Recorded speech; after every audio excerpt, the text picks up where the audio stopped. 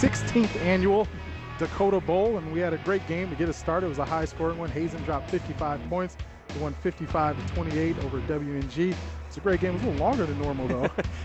yeah. It was probably rivaled the nine-man game last year that took a long time, and that took a long time because 92 points was scored in that one. I don't know if this nine-man contest has that in store for us, but it should be fun to try to figure out. Yeah, last year was definitely a back-and-forth match. Both teams going all game long. It's the highest-scoring game in Dakota Bowl history when you combine the two scores. This year, a little bit of a different feel. You got the number 1 team and the number 2 team in nine-man. The number 1 team, Divide County, take on number 2, New Rockford, Sheyenne, and both teams undefeated. Somebody's going to try to come out of here with a championship. When you're talking about Divide County, what the Sheyenne does is that they will use 2 quarterbacks effectively. One will start, one will play more. It kind of depends on how it's going on. Both quarterbacks played well early in the year. Elliot Belquist said, I'm just going to stay with it. And it's worked very well. Seth Gillis will probably get the start today, but Ethan Haley has done most of the work throughout the year from that quarterback position. So that is a little bit on the unique side. And Ethan Haley, of course, has been a dual threat, as you have to be at nine-man. Throws a little bit, runs incredibly well. It's always a threat to carry the ball, take off down the field. But we will get to that a little bit more. Right now, we're going to throw it down to the third member of our team, Scott Westerberg, down on the sideline. Scott? All right, thanks, guys. Well, you touched on it earlier. Divide County, huge up front. Every nine-man coach I talked to, he talks saying these guys, pound for pound, would match anybody, any size, Bismarck High Century, any of them.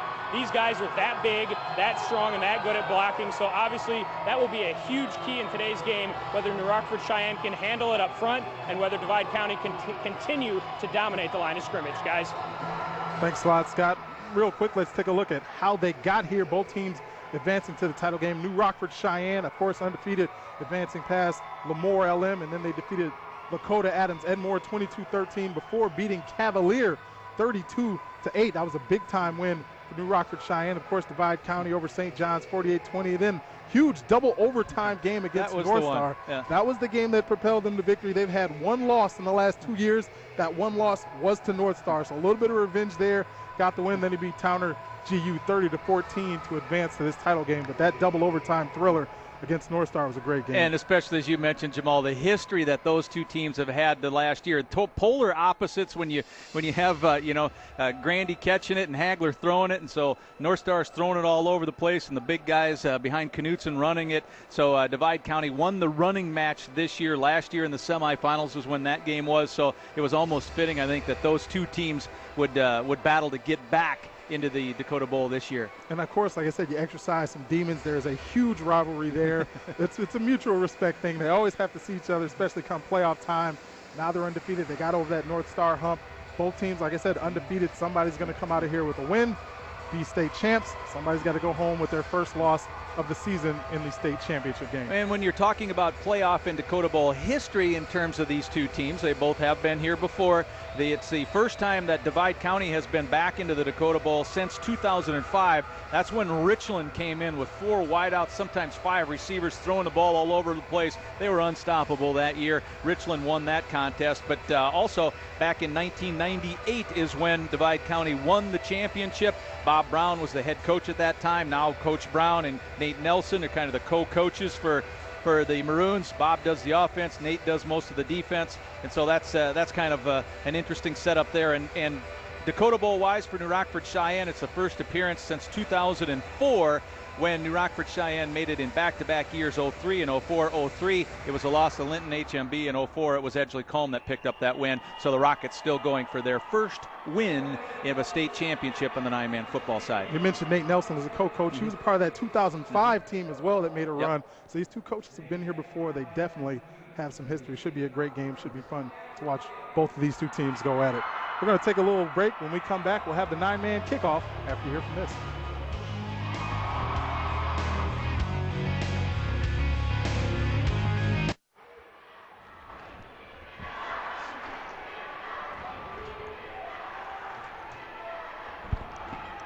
New Rockford Sheyenne will return first. They get the ball here first early as the Maroons are getting set to kick off the nine-man state championship game here at the Dakota Bowl. Here, I had a banana. I got my lunch done now. We're ready for some more football. Yep, so all the guys shooting all that food footage in the truck. We got ours. Here we go, and we are underway. Squib kick by the Maroons, taken at about the 20-yard line, and Rockford Sheyenne will down it there, and that's where they will start. Yeah, Perleyberg just came over and said, well, let's not do anything too crazy here. He didn't want his knee down. His knee was down, but that's all right. You get it at the 20. Most definitely, and the offense will come on out. Offense has been moving the ball very, very, very well in the playoffs, of course. Rockford Sheyenne. Okay, see now Elliott told me that he thought, okay, put Gillis in your starting lineup for the quarterback, but already Haley is out there. And that was the trick, and that's what you got to kind of wait and see whether it would be Gillis or number 7. You see he's got 13 touchdowns there on the year, brings a man in motion, hands it off to him, going around left side, cuts it up inside to the 20, breaks a tackle down to the 25. That was Alex Perleyberg. Now let's take a look at the College Planning Center at Bank of North Dakota starting lineups for this one. We already told you about the quarterback Ethan Haley in there. Javen Arroyo at tight end, Evan Swinson, Caleb Schuster, Jacob Lohman, and Chance Labrie starting at tight end there. And Ethan Haley got the nod. Alex Perleyberg and Josh Edmondson will be on offense as Rockford Sheyenne comes out here in the pistol. Hand up the middle, fullback barrels ahead, gets down to near the 30-yard line. Close to a first down, about a yard shy. Definitely. Now let's take a look at the Maroons defense here. Of course, Jared Obenchain, the linebacker, Tyler Kraushaus, Ethan Jovig, Ethan Field, Lance Knutson, Isaac Jacobs, the linebacker crew, Dakota Marshner, Will Landsberg, and Bennett Listad. Yep, there you go. It's a tough one here. New Rockford Sheyenne on 3rd and 1. Looking to pick up the first down, and they will do just that, moving the chains down near the 35-yard line. That was your College Planning Center at Bank of North Dakota starting lineups. They're off to a great start with the running game in the first quarter. Yep, the give to Perleyberg, and he is the second leading ground gainer on the team behind Haley. Haley comes in with just under 1,500 yards rushing, and Alex, you see him right there, is over 1,100. So a couple of really good rushing numbers for the Rockets this year. Perleyberg with the 19 touchdowns. They fake it to him. Haley keeps it, takes it up the middle, down to about the 48-yard line. Nice run there by Ethan Haley on the fake. He's been able to move it a lot this year, obviously, too. He's the leading rusher with just under 1,400 yards, got 16 touchdowns on 117 carries, so runs the ball extraordinarily well. I actually thought Haley was maybe able to pounce that outside and get more yards, but Dakota Marshner came up from his secondary position. He's the strong safety, moved that back inside, got a little help. He picked up the first down, but it looked like it could have been more. Toss to Perleyberg, heads outside to the left, trying to cut back inside. Not a lot of room there. Great job by the Maroons defense. They sniffling that out. They stuffed the run there. Well, I think that's the number one thing for this defense of the Maroons today is to try and control the edge. Because if Divide can control the edge, then that takes away a lot of that speed component that the Rockets feel is to their advantage today in this particular matchup. Haley back to take the snap again in the pistol. Saw him move around last possession. That's Gillis, the other quarterback in motion, who's a wide receiver now. There you go. Haley takes the pitch. Big time hit. The Maroons show up swarming on defense. Looks like Rashis is in there with a big time stop in the backfield. Jacob Lohman is trying to block Tyler Kraushis, and he could not accomplish that. Tyler comes in at 240 pounds. He's a really just a big guy, but he was much bigger. He lost 40 pounds to get into this type of playing shape this year, so he certainly made a commitment over the summer to get some of that weight down and pick up some of that quickness, some of the quickness you just saw there from the big guy. And he can still play physical football, as you saw there. Haley back to pass, trying to find somebody, chucks it deep. Nice defense there. That sails out of bounds, incomplete pass. See number 3 down there on the cover. That's Lance Knutson. Yeah, Knutson, Divide had, they were running two pass patterns, and Divide County just hooked up straight man-to-man. There was no safety, there was no playing zone, nobody playing over top. It was a straight man. I'll guard you wherever you go. Tried to be a square out at about the down yard marker, but Knutson had the real good position, and Haley was unable to drop it in. 4th and 9, drive stalls. New Rockford Sheyenne will punt it away. Nice pickup there. Punts away, and it's going to get a bounce. Goes out of bounds at the 5-yard line. How about that punt? Flipping the field. Divide County will have to start deep in their own territory on their 5-yard line. Great punt by New Rockford Sheyenne. Well, the one thing you want to do is you want to, if you're the Rockets, you want to kick it away from Isaac Jacobs. He is a dynamic type of a runner. So A, you accomplish that. There's no return, and then B, you get that super sweet roll that goes all the way down to the 5. It is not executed any better than that. The snap wasn't great. It didn't have to be. There wasn't a lot of pressure there. Definitely scooped it up off the ground like a baseball player on that one, but it was a great kick. Pins him down inside the 5. You see Lance Knutson's numbers there as he takes over. Hands off outside the left side. And we got a broken tackle. He looks like he could go down the left sideline. Isaac Jacobs. How about that? First play from scrimmage, 95 yards, no flags on this one. And the Maroons take a 6-0 lead just like that. Well, that's why you punt away from the guy. You punt away because he can do that. Jacobs is the guy, the big play threat. He had a 96-yard touchdown run against North Star. Here's one a yard shy of that, a 95-yard blast and speed around the edge right off the bat to put the Maroons out in front. Divide County fans definitely know what he can do. You mentioned that 96-yard touchdown run. He almost had it punched out there, holds on to it, keeps it high and tight, and he is gone down the sideline. Nobody's catching that guy. Touchdown, Isaac Jacobson. They go for 2 here. Knutson takes it in. That'll make it 8-0. So early lead for Divide County. They're up 8-0 here at the Dakota Bowl. Let's take a quick break. We'll be back after this. The foundation on which our communities will build their future is laid within the bricks and mortar of our independent community banks. Through common sense lending practices, we've helped our businesses, families, and farmers succeed through good times and bad. We're North Dakota Main Street, not Wall Street. The people of North Dakota have always counted on their independent community banks to keep our communities vibrant, strong, and growing. When you see this symbol at your community bank, it represents a commitment to our community's future. You and your community bank, together we prosper. This is Force Hockey. Fargo Force Flex plans are now available. Get up to $70 in savings. 10 ticket vouchers to any game start at just $99. Great gift ideas for family, friends, and clients. This is Force Hockey. There's not a bad seat in the house. Experience Fargo Force Hockey at Shields Arena. Get tickets at fargoforce.com. This is Force Hockey.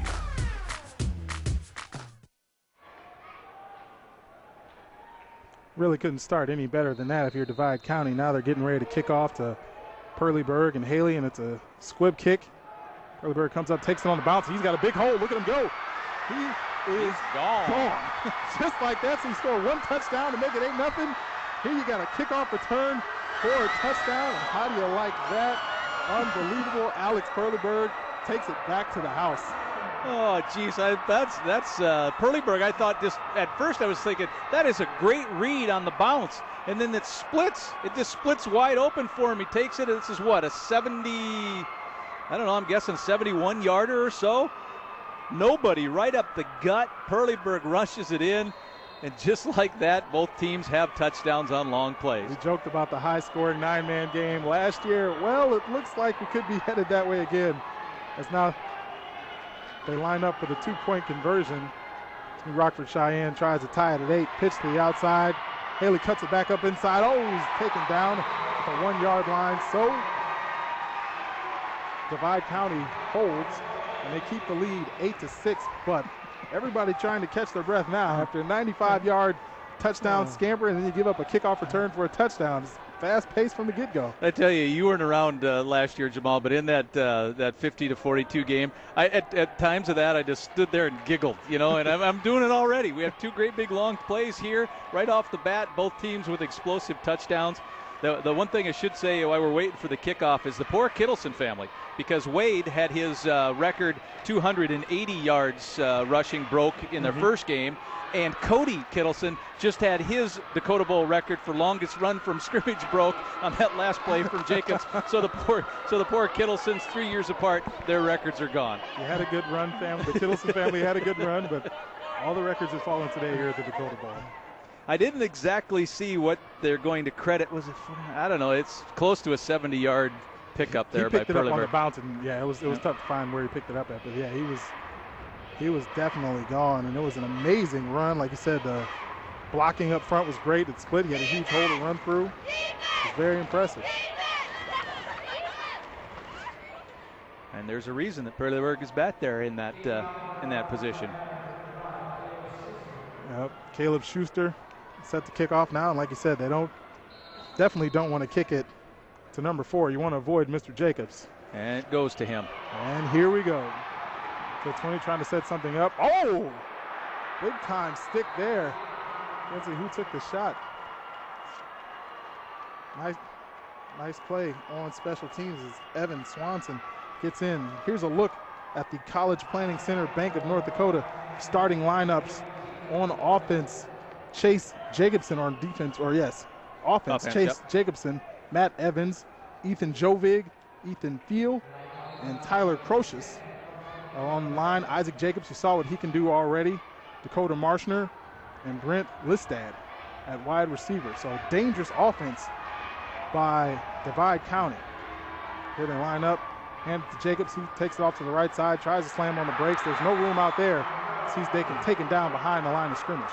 Jacob Lohman, nice job, but able to just not get it stretched out. We'll see his name in these starting lineups. We'll take a look again at the College Planning Center Bank of North Dakota defensive starters is Josh Edmondson at linebacker, Jacob Lohman, Caleb Schuster, Evan Swinson, Alex Perleberg, and Chance LeBrie at linebacker. Seth Gillis at corner. Ethan Haley is the safety and also the quarterback as well. And Hunter Wetzel is the New Rockford Sheyenne safety. That was your College Planning Center Bank of North Dakota starting lineups. We got some flags. We went as far as we could, Lee, but flags are flying already. Much better in terms of that, midway through our first. But what a wild first already. Ball start. Drill. 5 yards. Trying Second to catch down. your breath. Divide County goes quick. That time they got off to a little too quick of a start. Marching back 5 yards with the false start penalty. The 9-man crew today, Wayne Grippentrog, Dave Hodgson, Luther Sanis, Tom Bennett, and Jeff Morrow, the officials. These guys are going to get a workout in today because they're going to be going up and down the field. Divide County comes out second 15 now as they line up. Handoff inside. Jacobson can't find any room there. He runs right into the teeth of the New Rockford Sheyenne defense. There are a number of players there. Jacobs had just no opportunity to go anyplace. And if you can do that inside, you know, that was the one thing that Elliot Belquist was, his major concern. How will we do inside against those big guys? Well, you certainly won the battle on that play. 3rd and 15 now. Lance Knudsen under center. Back to pass. Going deep. Got a man, but he overshot it. He's running down the seam. I was Bennett Listad. Just couldn't haul it in. Threw it a little too far. That would bring up 4th and long. Knudsen has not had to pass it much this year. As we take a look in the Farmers Union Insurance replay, it's an isolation on Listad. He's on the outside going one-on-one. But Lance, when he has completed 59% of his passes, so that's pretty good. But he's only thrown 58 on the year. That tells you how good the running game has been on the season for Divide. Oh, New Rockford Sheyenne almost gets in to block it. And there's the punt down at the 41-yard line. That was Perleberg who came flying up in there, and then on the back side of that, Haley just decided, he put the fair catch up, and then once it hit the turf, you just got to get away. Yep, great start from New Rockford Sheyenne. The defense holds after giving up the 95-yard touchdown scamper. Let's see what their offense looks like as they take the field for the second time today.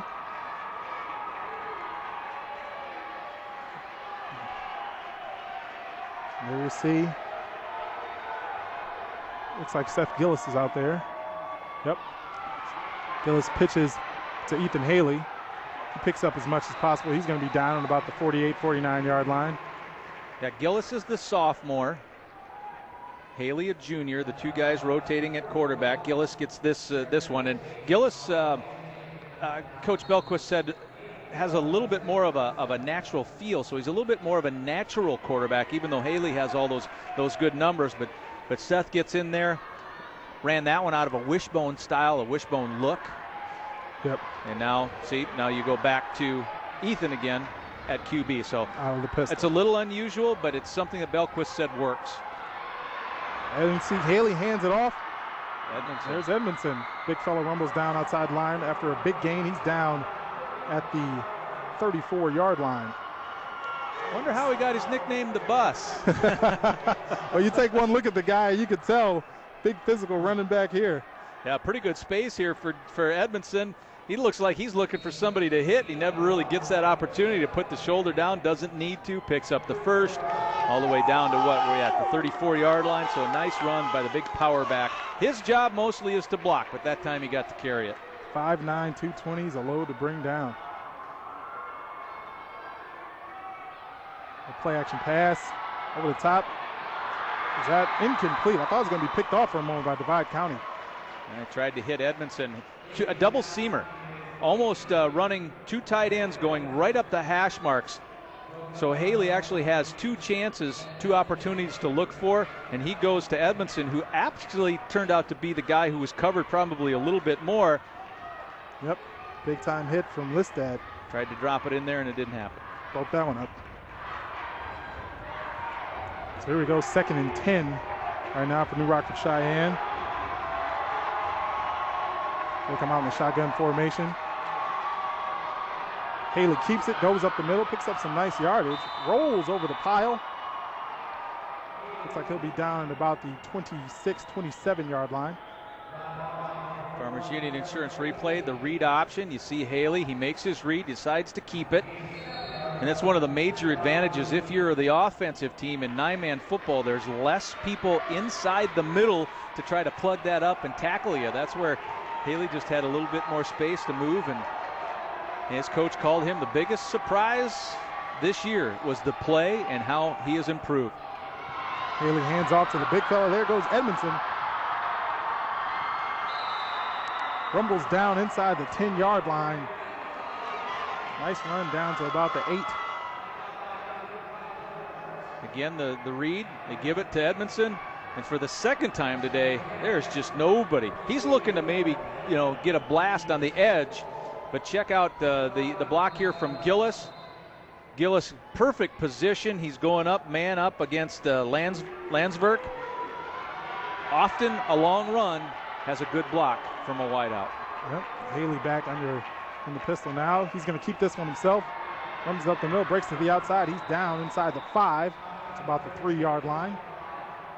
So far, I'm impressed by the way the offensive line has been able to create some holes. You don't totally move guys that big. All you need to do is shield them for a count. If you can do that, look at Edmondson gets a nice little bumping guys all over the place. That's why your quarterback was able to pick up the yards he did, because you have big number 8 blocking for you. You mentioned him looking for contact. He's out there trying to find somebody every time. He's creating the contact there. Every time. He's going to create the contact here. He's going to keep the ball, push the pile down to about the 1-yard line. That's going to set up 3rd and goal from about the 1. Oben Chain and others make the play. I think Isaac Jacobs might have been in that too.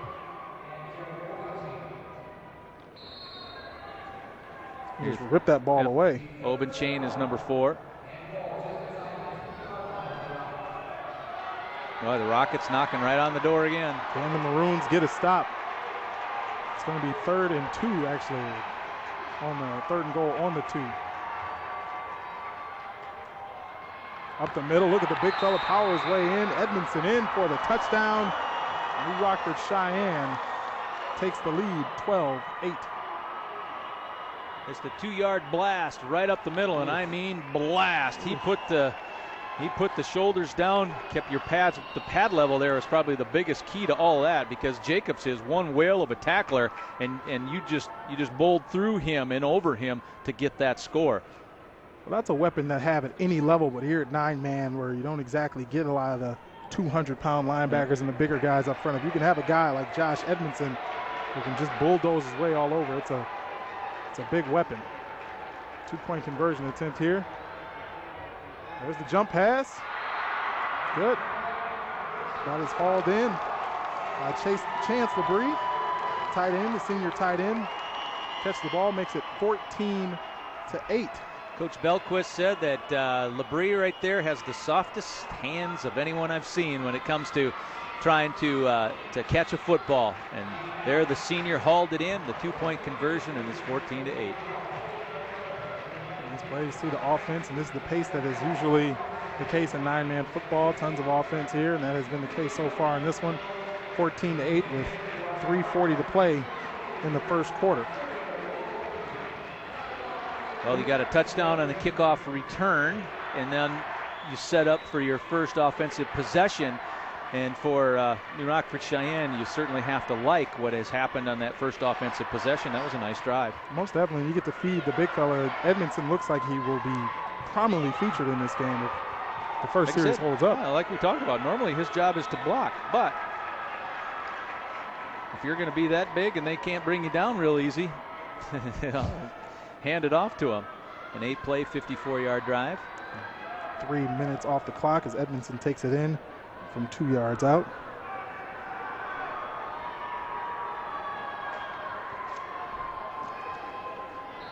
The Rockets set to kick it away.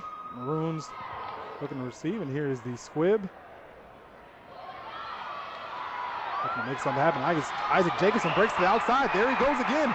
All he needed was a block. Looks like he will go. That one looks to be about a 70-yard kickoff return. Touchdown, Divide County.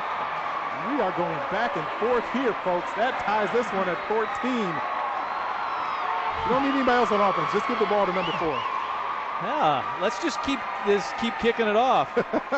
There he picks it up. Waits a second, sets the block up, and he's gone. 66-yarder or so for Isaac. Jacobs just has, they missed a block in the back. Actually, Divide's a little bit lucky. I saw it live play, and I think I saw it again on the replay. There was a little bit of a block in the back. It wasn't called. Divide doesn't care, and we're tied. 14-14 as they line up. They're going to go for 2 here. Knudsen gets under center. Most 9-man teams go for 2. There are not many kickers in 9-man. Nope, of course. We're still tied at 14. Let's take another look at the block in the back you were talking about, Lee. Yeah, yep. So there's a break for the Maroons. You'll take that one and be happy it wasn't called. And we're starting all over again, 14-14, 3:28 to go first. And that's a play you don't have to make. If you look up, he was already gone. You don't have to run the risk of picking up a penalty. If they would have called that, that's a block that you really didn't have to make. It's one of those things that it sounds so much simpler than it really is when you're the one playing. If you see the back of the other guy, don't hit him. You're right. Looks like he thought about holding up and went, oh, I can't stop him. Can't stop now. Might as well knock him down. So, as some might have expected, tied at 14 here in the first quarter. Tons of offense already. But I don't think you ever expect 2 kickoff returns for touchdowns. That you might not have expected. Who knows? You might get another one right here.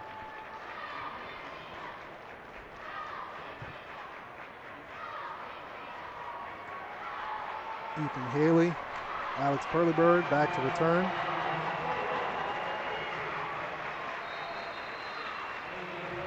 Here's the kick. Nice kick. And we've got a touchback. Edmondson's knocking somebody else over. Every single time. We're both looking at the same thing. Dakota Marshner was picking himself up off the turf, and he kind of pounded the turf a little bit like, oh, I can't believe I let him hit me like that. It doesn't matter if he's got the ball in his hands or not. You're right. Somebody's going down when Edmondson's out on the field. So the Rockets take over from their own 20. Ethan Haley back in the shotgun. Takes a snap, keeps him himself, looks to run outside. Great defensive effort by the Maroons. Obenchain does not give up the edge. He's the outside linebacker on the near side, and he's the guy that's the key to the whole play if you're New Rockford Sheyenne. They had 2 different guys try to get in front of him. Perleyberg couldn't get his body in, and Obenchain does just an outstanding job of not giving up the edge. Excellent play by the Maroons defense there, stopping the Rockets for a loss. It brings up 2nd and 16. One of the major things that Nate Nelson talked about, the defensive coach for the Maroons. Don't give up that edge. Haley looking to pass, couldn't find anybody. That pass is incomplete. Trying to find Labrie. I'm say try to find Chance Labrie, the tight end. But Obenchain right in his face.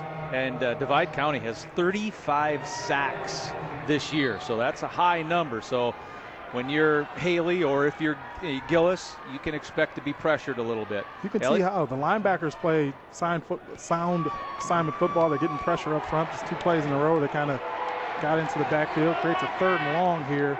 New Rockford Cheyenne.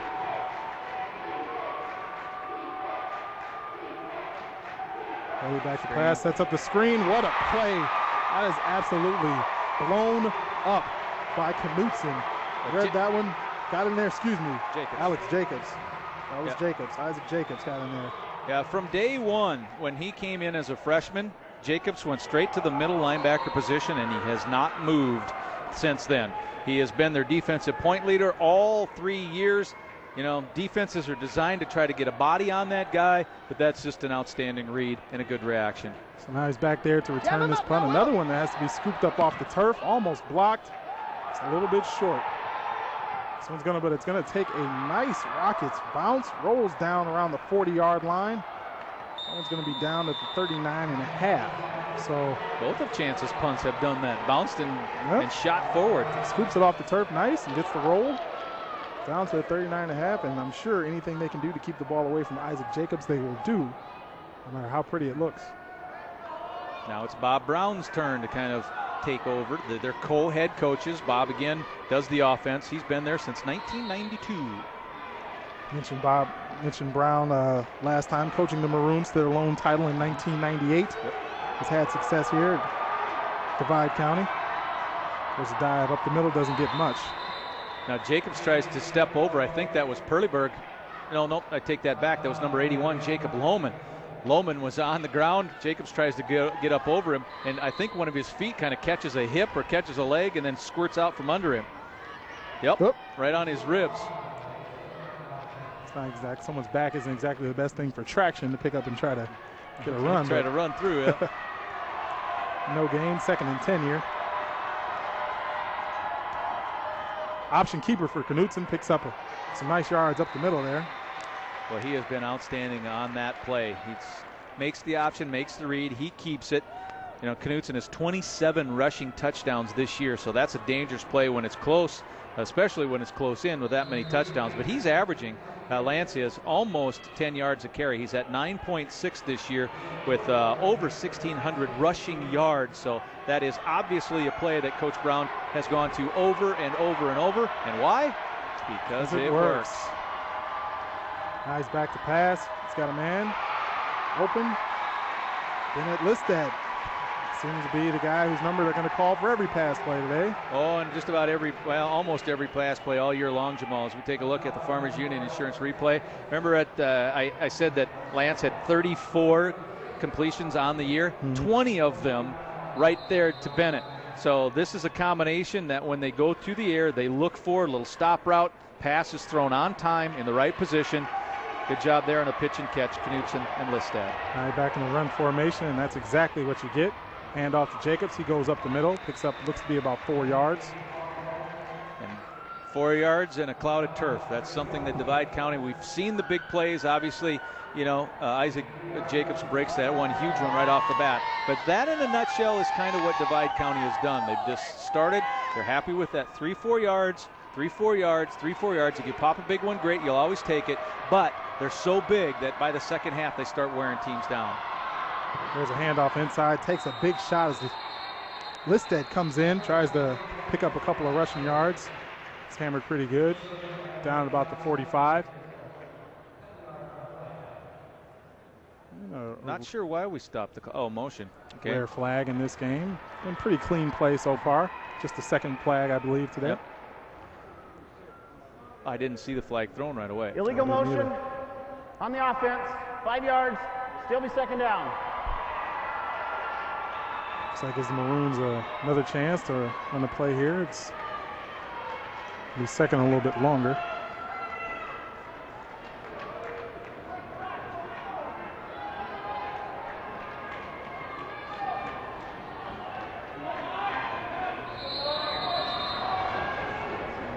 Line up and the clock starts running here toward the end of the first quarter.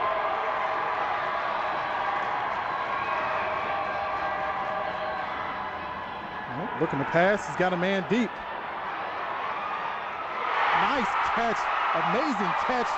Bennett Listad hauls it in.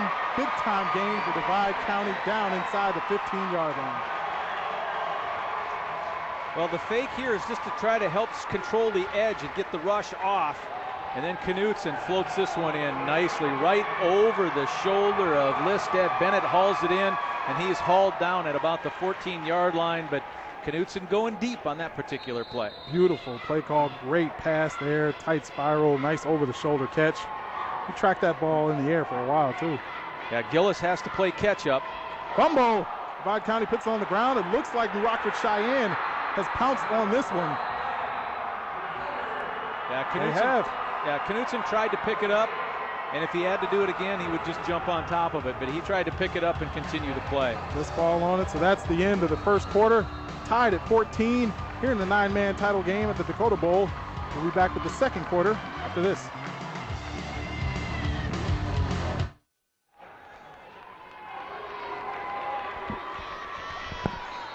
And now we're back here in the second quarter, tied at 14. Divide. We're going to go down to Scott Westerberg. Scott, what do you have for us? Oh, shoot. There's a flag out. Flag on that play. This one's coming back. Okay, now we're going to go down to Scott Westerberg. Scott, what do you have for us down there? Yeah, guys, on that fumble right before the end of the quarter, you saw the clock was winding down. The coaches were trying to signal, don't run the play, don't, waving their arms. Quarterback didn't see it, ends up in a turnover, so a very big play at the end of the first quarter there for New Rockford Cheyenne. In a game like this where it's very tight, like you said, you got the kickoff returns for touchdowns, but the offenses are going back and forth. Mistakes like that could be huge. Both teams have had a motion penalty now. This one goes against the Rockets. That one's going to back him up another 5 yards. Yeah, when you have that ball in the red zone inside the 20, boy, you don't want to give it up. You're thinking touchdown, not turnover, obviously. We need mistake-free football. Lining up in the pistol yet again. Haley looking to pass, got a man up the seam, just outside the arms of Brady Thomas. He couldn't haul that one in. Yeah, Thomas tried to just slip, as you mentioned, straight up the seam, kind of gave a little bit of a motion or a look of a block. You fake the dive, you try to hold the linebacker or the safety, get him to bite on that a little bit, and the pass just a hair long. It's a nice play, something that might be set up again later on. I mean, Haley had 13 touchdown passes against just 3 interceptions, so that's good. He's a +10 in that department this year. Lining up in the shotgun here. Haley keeps it himself, weaves his way up the middle, down to about the 15-yard line. He was down before that ball came out. Yeah, Lance Knutson, the third leading tackler for the Maroons. And he's asked to do a number of different things in this defense. He'll play his traditional linebacker positions. Sometimes he'll have to play, in the pass coverage. He'll be, up on the line in a defensive end. So he'll move all over the place. There's Knutson. Boy, what a good year Lance has had his senior season. That's the way you want to go out. Leading your team to undefeated state title game appearance with a chance to take home the trophy. Got a little confusion here. New Rockford Cheyenne is going to call a timeout. Didn't like what they saw. Now, Coach Belquist will use a number of similar plays, but out of a lot of different formations. And so there, I don't know if it looked like they quite had the formation all figured out. Better to call a timeout than we mentioned being, backed up in your own end zone. You don't want to make a mistake here, possibly fumble or turn the ball over, give the ball to Divide County with a short field. When it comes to coaching in New Rockford, got a big-time game coming up here. After this one, we'll have the two-way title game, the Shanley Deacons taking on the Grafton Spoilers. These two teams seem to always play each other. This will be the 4th time they've met in the last 2 years. It'll be a rematch of last year's state title game. Should be a good one. But Coach Belquist, he coaches year-round. He's got girls basketball in the winter, baseball in the spring, football now. Of course, he played football at North Dakota State. He's a new Rockford grad. Finished his high school in '99. Went to NDSU in '03. Busy guy. Haley back. Here's the pitch. Brings around, and that is sniffed out well by Divide County. The interior lineman blew that one up as well, and that's going to set up. Yeah, Ethan Field was the guy who didn't lose the edge. He's an all-state player, and he showed it right there, number 54. Watch this. It pitches back to Perleberg. See 54? He's not letting the play. He doesn't make the tackle. He won't get credit for a tackle because it comes back to the inside, but he made the play for his teammates. We talked about Divide County playing assignment football. That was the case. You don't make the play, or you don't make the tackle, but you make the play. And another solid punt here by New Rockford Sheyenne. That one's pinned down at the 35. So special teams is coming to play for the Rockets today. I don't know what the secret is for LeBrie, but all three of his punts have hit the turf and then jumped forward. He's got a touch today. Tied at 14 here. Divide County's going to take over, look to get something going on offense. Now, most of these, I shouldn't say most, but a lot of teams have gone to that spread, that really wide thing, 3-4. Not Divide County. This is what the Maroons do. They'll pack you in. They'll keep your defense tight. Look at how tight everything is. Bread and butter. And there's a nice big hit. Time hit in the backfield. Oh my. LeBrie again, middle linebacker. He is all over the field. Leading 52 tackles, 58 assists. He didn't need an assist on that one. No, he handled that one himself. Bring up 2nd and 10 for the Maroons. That's right. No trickery here. Not a lot of pass formations. Not a lot of four wide sets. Just smash mouth football. Well, and we saw the play action and some of those types of things that work because you run it well. And here's a nice pass play. Pump and go. It's got Listad down the sideline, overthrew him. But there was a formation that you mentioned. You have one wide receiver and a packed house inside, pump and go, and just couldn't make the pass. But what makes this work is that when the quarterback pumps, the receiver stops, and then Listad spins. He stopped, spun, and then took off, passed just a little bit too far for Bennett. Otherwise, he knows if that connects, he's probably got a touchdown. He's gone for a long way. That's going to bring up 3rd and 10 from the 35 right now. Take another look at this stop and go we were talking about. There's the pump. Yep. There's the spin. Ethan Haley bit on it. Yep, the corner bites. Wilson drops back, sets up the screen. Nice over-the-shoulder catch. Listad, but a better tackle by Ethan Haley. It doesn't get any better than what Haley just did right there. Read that screen, got inside of it, and is able to make the solo tackle. That's going to bring up 4th and 8 punting situation for Divide County. Well, so after the first quarter craziness, we've kind of settled down a little bit, haven't we? Slowed down a lot. Things have slowed considerably.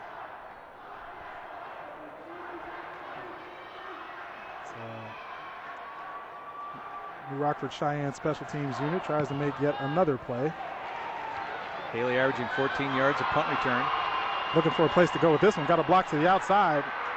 But there's a flag down on this one. He's down at the 46-yard line, 47-yard line, but I got a feeling this one's coming back for a block in the back. Yeah, an illegal block, it looks like.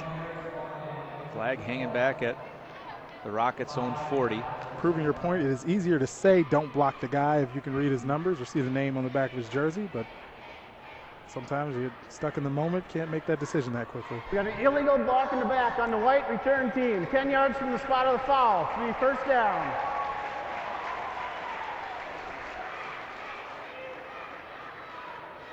That was a call. The block happened, I think, prior. I was gonna say, I don't know about to that one. Yeah. That looked clean to me. Yeah, I don't think we saw the block in that one, or the block that was called anyway. How about this formation? Check this out. Spreading things all over the field. What do we got? Another flag. So you're right. After the fast-paced offensive first quarter, now the flags are coming out in the second. You know, it's obviously not the first time it was run, but the first time I saw stuff like that, False start, White, 5 yards. run really well was the team that beat Divide County in the championship. That was Richland, 7 years ago now? And Richland just came out with the 4 wides, the 3 down linemen, and they just started throwing the ball, and then they spread it to run you, and that kind of, and the success of it and how easy Richland made it look made other teams try it. Haley with the option, gives it off. There he goes. Perleyberg down outside. Looks to be at about the 47-yard line, 46-yard line. A great gain. Long pickup there as he bounces this one outside. Well, Perleyberg, more than 1,100-yard rusher coming into this Dakota Bowl championship. We saw him return a kickoff back for a touchdown in the first quarter, so we obviously know that he's got some speed to pop it through the hole, but he's more of a straight-ahead style of runner than maybe a guy who will juke and jive. So if he can hit the hole with speed, he's very productive. Edmondson, the lone back now. He takes the handoff right up the middle. He's got a seam, and look out, there's another stiff arm. He stays on his feet down to the 35, down about the 32-yard line. That's why it's effective. You can spread it to run it. You've got 3 blockers. They've got 3 guys left in the inside. If you miss one tackle, and off you go. A couple of nice stiff arms from Edmondson there. Yeah, Edmondson has gotten into the running game. I mean, he's averaging over 8 yards a rush this year, and he's well over that today. Yep, it's easy to see why. So that Bus nickname fits him well. Perleyberg takes the handoff. Nice stiff arm there, bounces outside, lowers his shoulder down about the 20-yard line. Physical run there. Alex Perleyberg. Now Marshner is the one who comes up thinking, I'm going to have a chance to make the tackle. But Perleyberg puts that left arm out at the right time. Farmers Union Insurance replay. Boom, perfect. Can't get his hands on the jersey. Perleyberg picks up the first. And that's the success of the read option. You saw Jarrett Oberchain kind of came in there, got froze. He didn't know whether to attack the quarterback or the running back, and that allowed Rockford Sheyenne to go right past him.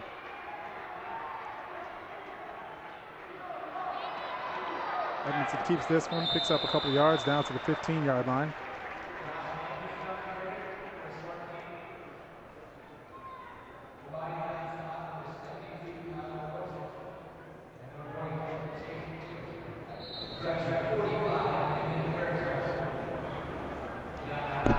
Talking about what it took the Rockets to get here. Talk about that in a little bit. Right now we got 2nd and 7. 7 minutes, 30 seconds to go in the half. And movement again, I think. A little bit of early stuff again. So the Rockets have had some issues with their timing in terms of the snaps. A little bit ahead of everything, and now back them up 5 yards. Talk about what it took New Rockford Sheyenne to get here. They beat Cavalier 32-8 in the playoffs. The Rockets won their first Region 2 title in program history to get here to the state title game. Cavalier had tremendous success not long ago as a double-A team, and now the numbers are down to 9-man for Cavalier. Option style keeper for Ethan Haley. He picks up some of that yardage lost. Back down inside the 15, about the 13-yard line.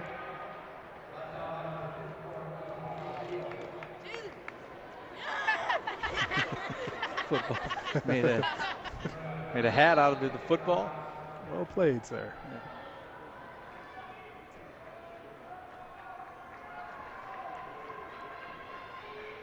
So just under the 7-minute mark here left in the first half. As the Rockets spread things out a little bit more. Bring a man in motion. There's Perleyberg in motion. Haley keeps it. He is met by a host of maroon defenders in the backfield, led by number 54, Ethan Fell.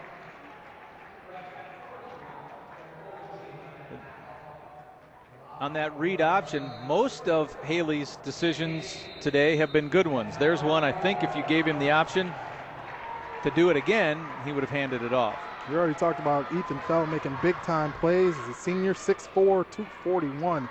It's a big guy on that defensive line. We're going to take a break here. Coming back, we'll have more from the Dakota Bowl after this.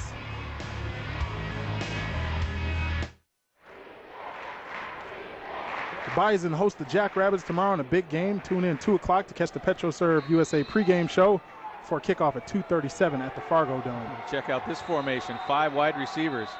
Yeah, Divide County's calling a timeout. Yeah. Don't know how to play that one. It's like, I don't know if we've seen this before, so let's talk about it. Why not take any chances? Like you said, the timeouts don't roll over to the next quarter. At 5 wide, you have to have 3 linemen, and that leaves only 1 quarterback left. So, and as much as that looks like you're going to throw it, that's a good formation to run out of. It's a great formation, especially if you can suck the entire defense over to where the wide receivers are. If you got the entire right side of the field to take off, and I think that might have been the plan there. Well, that should be a fun game in the Fargo Dome tomorrow. And not only are you battling for the Dakota marker, but the winner of that game puts themselves in the driver's seat and controls the Missouri Valley Conference. With home field implications for the playoffs. Yep, big-time rivals. Got enough storylines to make that one a great game anyway.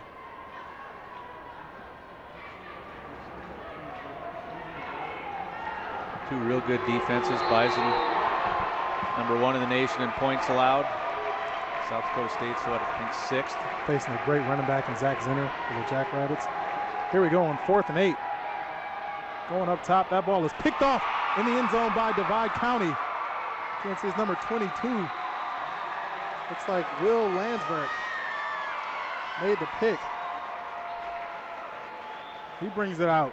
Well, they brought heat. 11-yard line. They brought heat. That's the one thing. If you can't get all the blockers, everybody blocked, you're just going to put pressure and sell out on the pressure. That interception was a direct result of the fact that Haley did not have enough time to set up.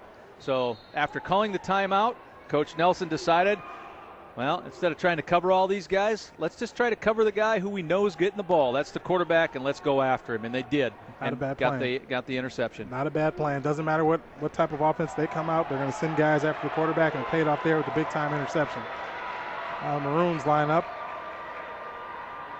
Hand the ball off inside. Nice stuff by the Rockets. That's Labrie again from his middle linebacker spot. We've seen him come in, make some pretty good decisions in terms of trying to tackle. He's putting himself into good spots and only, maybe a 1-yard gain.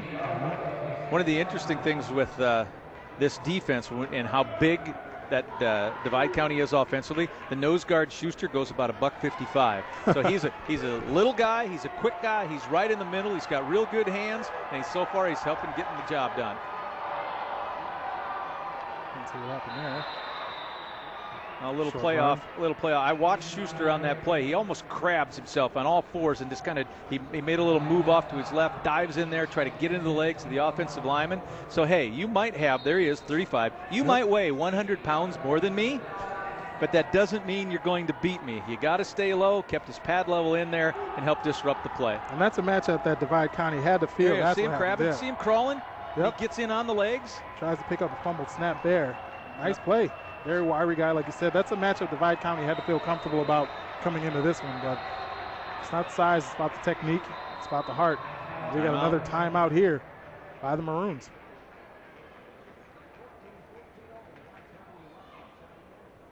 That's why, there's a place for everyone in high school football. You don't always have to be, the biggest, strongest. If you're quickest with good hands like he is at the nose. It worked for Rudy. It did, didn't it? And you see this Maroons offense trying to get something going here. They've had a strong playoff. They're averaging 38 points a game in the playoffs, and they had the big 95-yard touchdown early. Now we're going to throw it down to the sideline. We got Scott Westerberg down there. Scott, what do you have for us? Yeah, guys, you can see there Isaac Jacobs, a big play back for the Maroons, sitting on the bench right now. Trainer's been talking to him. He's got his helmet off. Appears that they weren't looking like they were looking for an injury at any point, but right now Isaac not in there on offense for Divide County. Be a big blow for the Maroons if he can't get back in the game. As Knutson fakes the end around, he's going to look to pass. He's going deep. He's got a man. Great catch, unbelievable catch. Bennett Listad. Who else is it going to be, as we mentioned earlier? LT, that is an unbelievable catch. Goes up there with the vertical, gets it with both hands, hauls it down for a big-time gain to the 41-yard line. But Knutson puts this pass up in the air, so Listad is 6'1" receiver to go up and get it just over the defender. There you see the good inside position from Gillis. He's 5'11", so a couple of inches there difference, and going downfield and being very successful with it. So you lose one of your better running backs for a play. Why not go to the air, find your go-to wide receiver, and that's exactly what Divide County did on that play. Now you've got 1st and 10, just inside the 40-yard line. So Knutson keeps it. He's going to break out to the left side, makes the man miss. He's got daylight. He stood, dragged down at the 45-yard line. Haley saved the touchdown. Great play by the safety, Haley, coming up, making the play, because if he got by him, he was gone. Farmers Union Insurance replay. You ride Marshner, who's now in there at the running back position. So the read option, and yeah, you grab onto that ankle and you hold on. Otherwise he's gone. Just to kind of follow up a little bit on Scott's point without having Jacobs in there, Knutson and Jacobs have been such a dynamic 1-2 punch. In the game against TGU in the playoffs, they had 330 yards and 70 carries combined. Ooh. So now maybe number 3 keeps it a little more. Looks like Knutson held it there, and he took a big-time shot. Man. He actually handed it off. I think he handed it off to Marshner, but yeah, Lance got blasted. Hands it off, and he handed it off and then got drilled. They both did. Unbelievable. Wow, you don't defense that any better. Edmondson's got the ball carrier. You don't worry about that. And I think that was Lohman that had the lowdown on the quarterback too. It was Jacob Lohman. So you're putting, 2 really good physical plays in deep in the backfield. Nice work by the Rockets defense. 2nd and 10 for the Maroons. They're going to look to pass. No, I think Listad got a head start on that one. Yeah, someone moved.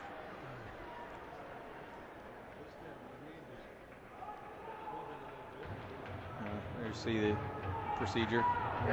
False start. Offense, 5 yards. Still 2nd down.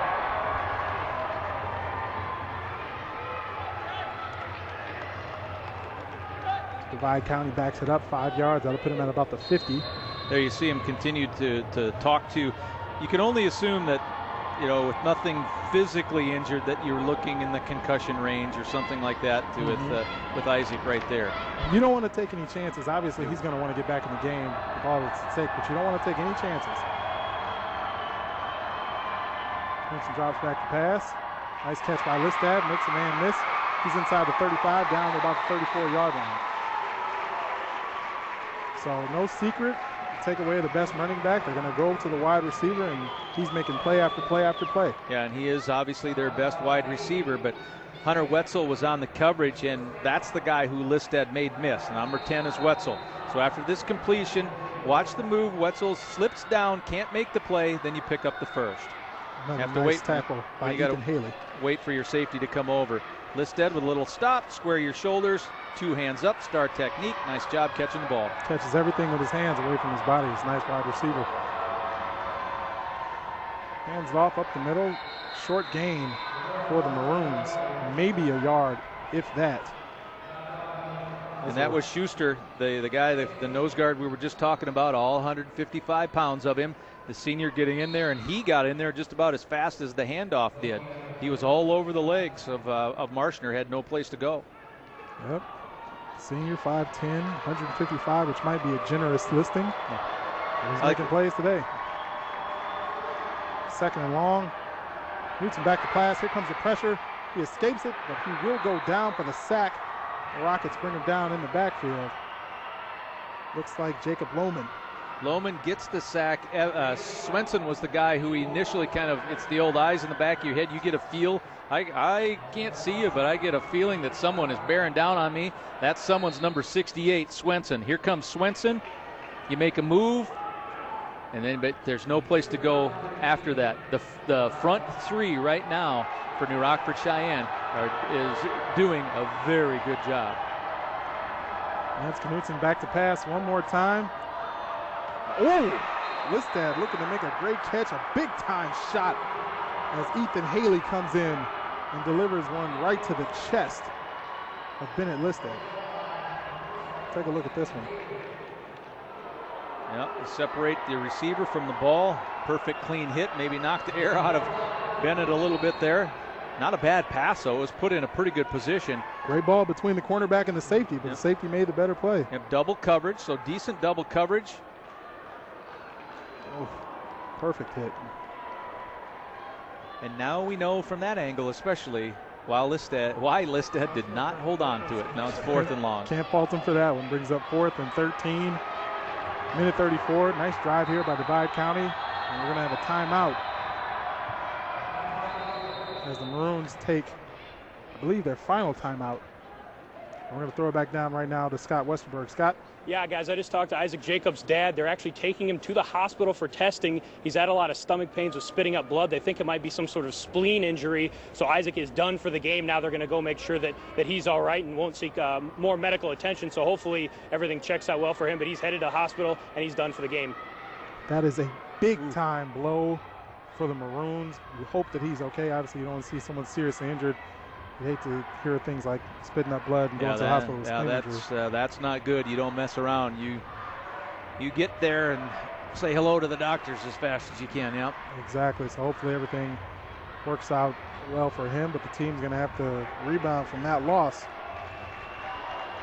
Try to find some playmakers in the run game to help Bennett Listad on the outside. It takes away so much of what the Maroons have been successful with in that running game. There's Knutson back to pass, short screen. Look at the big fella. It's Tyler Crocious breaking tackles down to the 10. Well, he's the right end, and he's eligible. Even with that number, that's something that you in an 11-man game he would not be eligible, but in the 9-man game he certainly is. Crocious is able to make this catch and then get all 240 pounds of himself rolling. Big time play. Divide County needs that one. Took advantage of what New Rockford Cheyenne's been doing on the defensive line. Nice pitch and catch. Knutson. That one goes outside to Bossingham. Someone other than Listad for, I think, the first time today, other than the screen pass there. Yeah, I think you're right. Yeah, in terms of completions on the outside, yeah. Yeah. To a receiver, we should say. Just under a minute to go here. Divide County trying to punch one in before the half. Knutson with the jump ball, fade to Listad in the corner, gets his feet down. That is a touchdown. Great catch, great throw. As the Maroons get on the board right before the half, they take a 20-14 lead. Well, you just allow your playmaker on the outside the opportunity to make one. That's exactly what Knutson did. You throw it, my guy gets it or no one gets it. Yep, back of the end zone, he gets both feet down. He only needs one like you talked about, but he got both feet down. Great catch. Unbelievable throw, too. Yeah, nice job. Just 46 seconds to play before the half. Here comes the 2-point conversion. Oh, fumble snap. Blow that one dead. Call a procedure penalty, I believe. On the offense, 5 yards. We'll replay the try. Well, Knutson runs all the way over to the sideline to get the play and to talk things over. Settle things down, find out what's going on, and bring the right one in. Eric Smoen will come into the game, number 45, along with his quarterback now.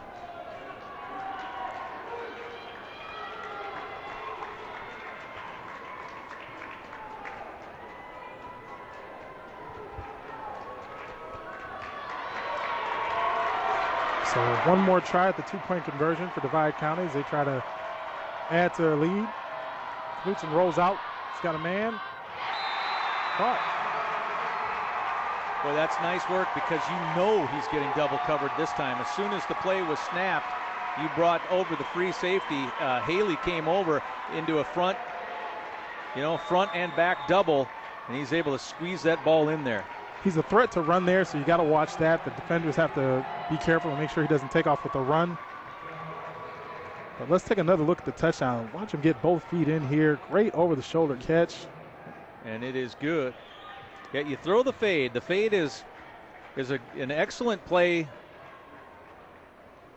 to get the touchdown or to keep possession. Mm-hmm. You know, you don't want to underthrow it, obviously, because then all that Haley has to do is turn around and pick it. Right. And what you talked about is either it's a touchdown or it's an incomplete pass. You got to make sure you get it either high enough or deep enough into the corner to make it count. Caps off a 12-play, 89-yard drive as the Maroons chew 4 minutes and 30 seconds off the clock before Listad hauls in the 5-yard fade for the touchdown. Now the Maroons getting set to kick off here. 46 seconds to go. I'll kick this one deep. Looks like Perleyberg takes it. He's to the 30. Pushes his own man down at about the 35. Get out of the way. And Marshner makes the tackle. That's going to set him up at the 35 with 42 seconds to go, 41.9. As New Rockford Sheyenne now trails 22-14. Well, it's such an advantage for that team to be able to pick up the lead right here, at the end of the second quarter, and hopefully try, in Divide County's case, hold that lead as you go into the break. Edmondson, the lone back, is the spread option, or the spread offense we talked about earlier. Edmondson gets it up the middle. He's down to about the 40-yard line. That might be it for the Rockets. No, it looks like they're going to. The Rockets have one timeout yet. Run another play quickly.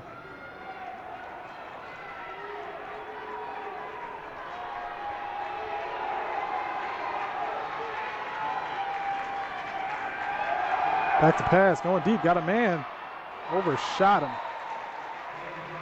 There's Perleyberg trying to run straight up the seam. Used the wide guy, the high side guy, that was Labrie, ran about a 15-yard out, hopefully trying to influence the safety. The safety was not influenced on the play. And Ethan Haley just overshoots him by a little bit. Yeah, you saw Marshner, the strong safety, do his job, play the deepest guy, and it went over everyone's head.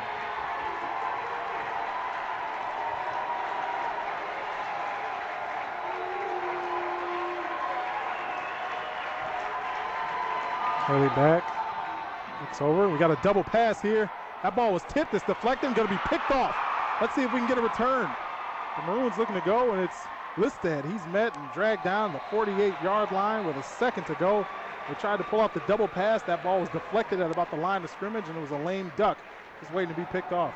Yeah, trying to go back across the formation. This is a pass that has to go a long way, and it obviously does not get there. Thought the defender in there got a hand up and might have tipped it, but either way, it was woefully underthrown. Listad comes up with another big-time catch, this time on defense. And one last play now for the Maroons before we head to half. I wonder who this one's going to. I'd throw it to number 23. That's just a guess. That might be your best bet. He's coming near side, bottom of your screen. And you can see Ethan Haley kind of drift over his way for double coverage here.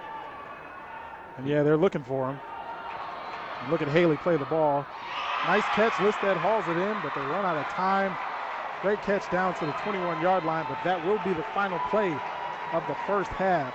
And not a bad half for Bennett Listad. Makes tons of great catches, comes up with an interception, but he gets the key touchdown right before the end of the half that allows Divide County to take a 22-14 score, a 14 lead into the break. Well, there's one thing that we've seen, though, that if you give Bennett an opportunity to catch the ball, he's going to go do it. He did right there. Again, it was double covered. And again, Listad just, I won't say wanted it more. Obviously, the defense doesn't want him to catch it, but he's certainly comfortable in that double team situation to go get the ball. They'll throw it down now to Scott Westberg. He's got Coach Brown with him.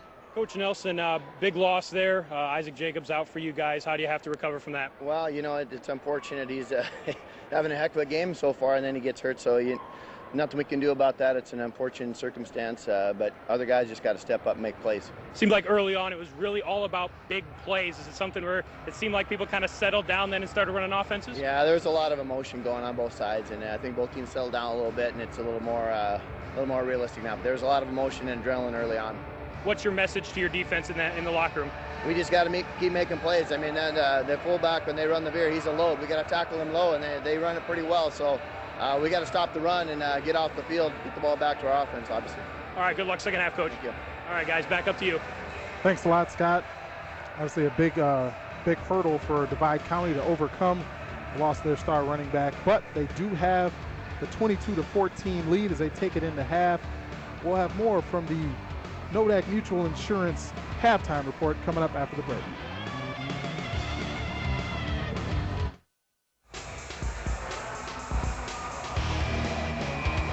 This halftime report is brought to you by Nodak Mutual Insurance, a proud supporter of North Dakota athletics. And at the half, Divide County is up 22-14 over New Rockford Sheyenne, and a lot of that has to do with the play of their big-time wide receiver, Bennett Listad. A little bit out of necessity, of course, because Jacobs is not in there to run the ball. I mean, you're taking a guy that had, almost 1,800, well, with the long 95-yard touchdown run. Yeah, he had over 1,800 yards rushing so far this year. Well, you take that dynamic out of your backfield, and New Rockford Cheyenne's defensive line is able to find a little bit more success, and so you have to go somewhere. And in this case, they've gone to Listad. He caught the touchdown pass and provided the lead for the Maroons here at half. And you saw what Jacobs could do, obviously, with the 95-yard run, and then he had some kick returns as well, on top of the fact he was over 100 yards in the first quarter. I mean, he was playing well, but now you have to change your entire, maybe not offensive strategy, but your game plan going into the second half. So we'll see what the Maroons can come up with here in the second half. Well, the other thing, too, that's a little bit impressive with some of those catches that Listad's been able to make is that it's a definite double coverage. So that means Knutson has to be real precise in where he's going, and so far he's done it. All right, well, we'll be back with more on the Nodak Mutual Insurance halftime report after this break.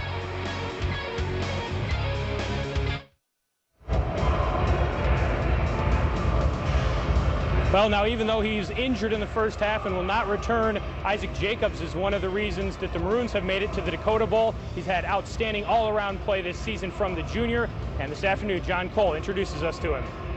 Jacobs put together a junior season to shout about.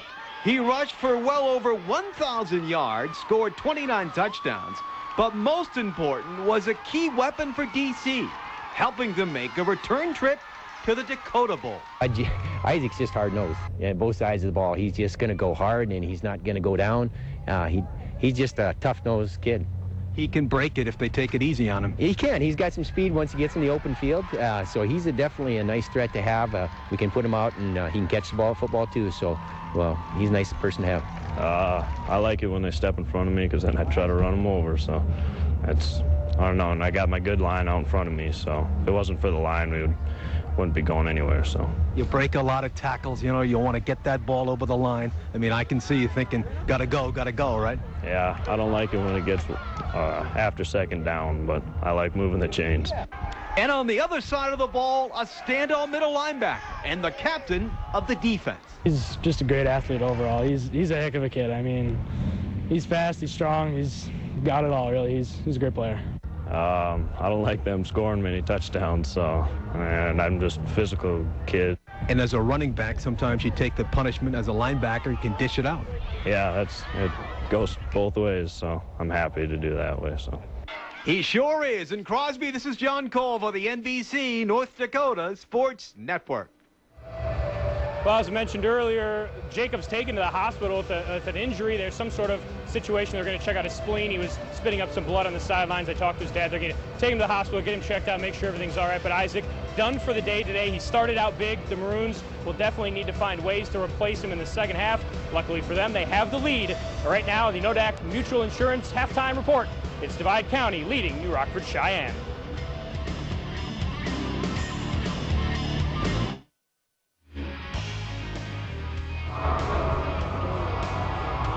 Well, I'm sure their parents and very closest friends can tell them apart, but otherwise not many people can, not even their football coach. The Thorson twins from Bismarck High are the subject of this profile. Lee Timmerman has a story. From afar, the Bismarck players look similar, but up close, there's a pair of BHS seniors you'll have a hard time telling apart. Twins Jamie and Justin Thorson. I can't even tell you which one is which, and then I go by numbers. I go by 84 and I go by 57. Justin, number 84, starts both ways at tight end and defensive end. On pass plays, definitely. My job is to go get the quarterback and nurse the quarterback, so I love doing that. Justin Thorson on the sack for the demons. Jamie, number 57, is a 2-year starter at guard. A big thing is getting off the ball, staying low and, using your momentum against some of those bigger guys that have the size on you. Our other one probably would be a very good defensive player for us, but we are so thin on the offensive line that he's too valuable for us at guard, and we can't do that. Like most twins, if you see one of them, you usually do not have to look hard to find the other. Everywhere we go, we're pretty much together, so it causes a lot of fighting, but yeah. If they go one-on-one, I was afraid that one of them, they both would kill each other just trying to prove a point to who's the tougher one. And so, yeah, we've kind of said no to that. I don't know, just the competitive nature between us, and nobody wants to be the twin to lose. Which leads us to the facial hair. We got a little competition going there too, so see if we can get longer, but it's pretty even right now. That's another way to tell them apart. One's got a little bit shaggier beard than the other one. But if they're both shaved and clean cut, I can't tell you which one is which. But who will judge the winner of the beard competition? I don't know. I'm not sure about that one. Maybe we'll have to have our parents decide that one. I'm not sure. I'm pretty sure this rivalry between the two has made each a better player. I know, like in the off-season lifting, stuff gets competitive, so we kind of push each other, so it almost helps us out in a way. He's pretty tough, but I'm tougher. That's a question we may never know the answer to, but the Demons are sure benefiting from it. For NBC North Dakota Sports, I'm Lee Timmerman. Well, it'll be a while before the Thorsten twins play. That'll be the last game tonight.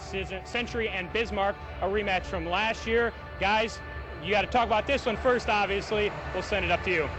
Thanks a lot, Scott. We do have to talk about this one. Take a look at our halftime stats, brought to you by the North Dakota Certified Seed Industry.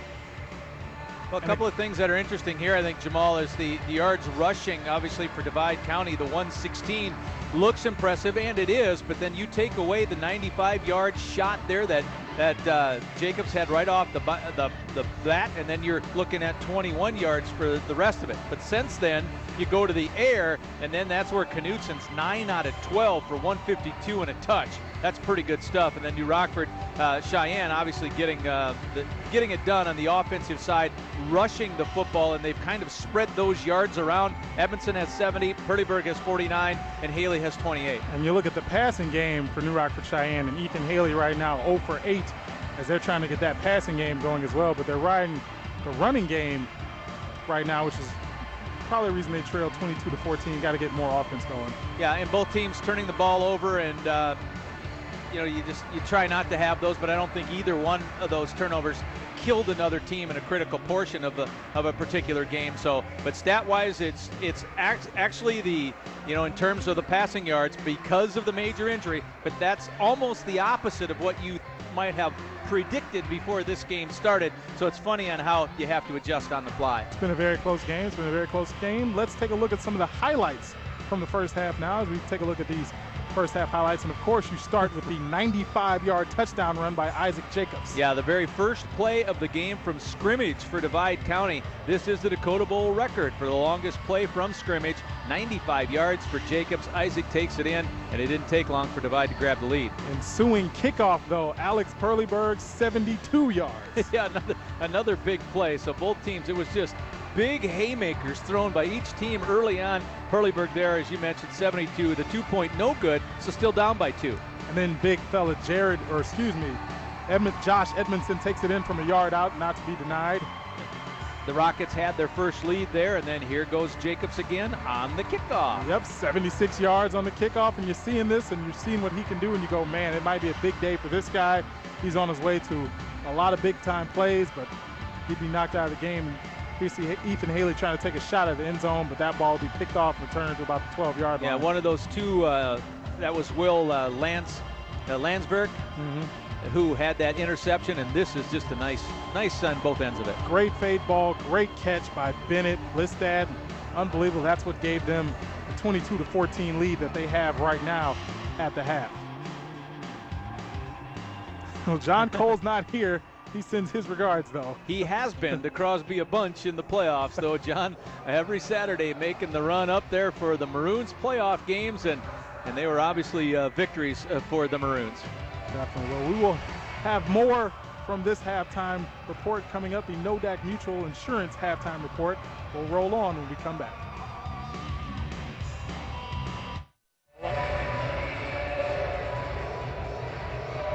Here with Coach Belquist. And Coach, what did you talk about in the locker room there? Yeah, we're just defensively, they came out passing more than we thought. We had to get some things figured out with our pass defense. Feels like we're doing a fairly decent job defending the run. So make a few changes there, and offensively, we're putting drives together. We're just shooting ourselves in the foot with penalties and, you know, missed blocking assignments. So stick together. I told them to stick together and let's, you know, make a run for it here. Are you happy with the way you've been able to handle their big bodies up front? I am. I'm happy with that. You know, 2 big plays from them, and you take those 2 away, you know, not much there, but that's what the game's all about. Was it a little bit of maybe some nerves and anxiousness coming out right out of the gates there? Yeah, this is a little some uneasiness that I haven't seen from these guys all year. So I'm hoping that's the case, and I'm hoping they can fight through it the second half here. All right, good luck second half, Coach. Thank you. All right, guys, back up to you.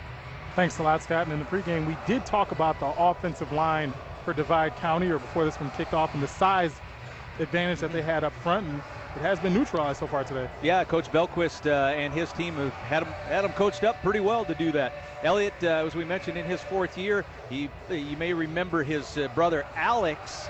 Alex, I asked him what Alex is up to. He said he's opening a restaurant and a bar in Perham. So they're getting that all worked on. Both of the Belquist brothers played college athletics at NDSU. There you go, Yellow Jackets fan. You'll have another place out there to get a bite to eat in Perham.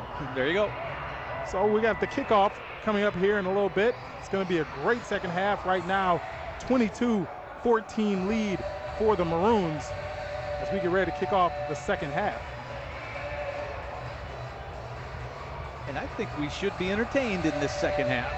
Oh, yes. I mean, there's no reason to believe at this point that either team holds a great big huge edge over the other. So it's been kind of back and forth and big plays and some scoring drives, and kind of fun to watch. You've seen Divide County take the best shot. You know, the best running back is out for the game. We told you guys he's headed to the hospital to undergo further testing. But their passing game is sprung to life, and that's been their bread and butter. You're probably going to see more exclusive double coverage with Ethan Haley rolling over every single time to wherever Bennett Listad is. We'll see if they can go to their other options, and also try to see what the new Rockford Sheyenne offense can do, because their passing game is yet to get going. Quarterbacks 0 for 7 or 0 for 8, and that's going to be something they need to go to get going in the second half. Well, obviously with that kickoff return for touchdown, when you take Jacobs out of the mix, something different has to happen, and there you see Listad is back deep now. So not only is Isaac the main cog running, but he is all over the special teams as well for the Maroons. There's a squib. That's a live ball. Yeah, Divide County falls on it at about the 43-yard line. Evan Eriksmoen tried to get out of the way, but it hit him and deflected off of him, and then the Maroons did a great job to cover that thing right back up. It wasn't. I don't think it was designed. It wasn't a play, but Obenchain, number 41, I think, just the guy who jumped back on top of that. You just line drive it hard. If you can't get out of the way, hey, you might get it back. Not a bad idea. Like I said, might not have been drawn up that way, but almost worked out. Lance Knutson under center now. He's going to keep it. Hitting the backfield. That'll be a tackle for loss. Who else? It's the big fella, Mr. Edmondson. Josh Edmondson. Boy, if I'm not mistaken, I think Josh led him in tackles in that first half, too. No, it was Lohman who led him in tackles. Josh Edmondson making his presence felt on both sides of the ball. But again, without Isaac able to run it, it's not a huge surprise that Knutson, who had over 1,600 yards rushing this year, becomes the primary rusher, as well as the main throwing threat. Quarterback out there directing traffic, making sure everybody knows where to be. But ran out of time. Took a little bit too long. Knutson was looking to the sidelines, and then he tried to get Marshner to move to get set up, and by that time, the 25 seconds, not a lot of time to get too many adjustments made at the line. We'll head back out there, face a longer second down now.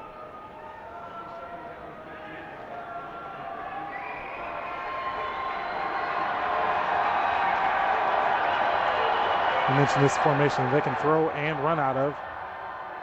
Hands it off. Short gain for Divide County.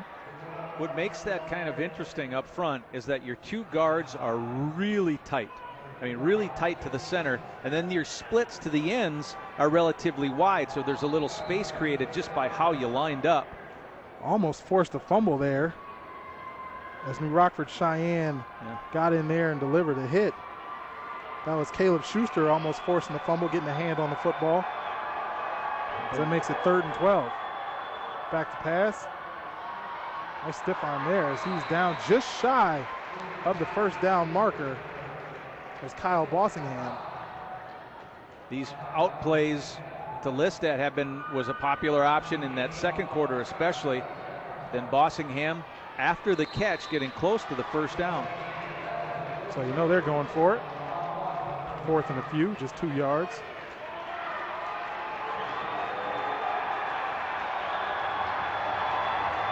Knutson under center. He's going to keep it himself. Tries to stretch. Second effort. Looks like he gets the first down. It's going to be close.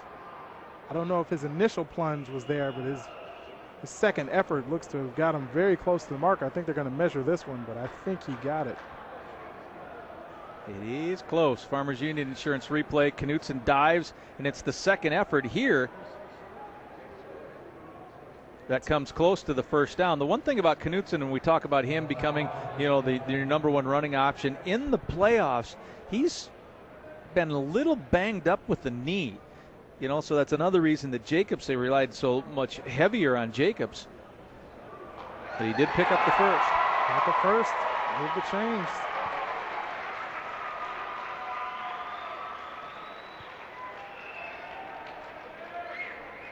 Of course, that's just taking good use of the allowable time while the chains are coming out to see if you get a first. Knutson comes over, talks to Coach Brown. Bob says, hey, let's try this, and off you go, and you don't need to use a timeout or anything to talk to your quarterback. So, yep, this is what we're going to do. Let's make it happen.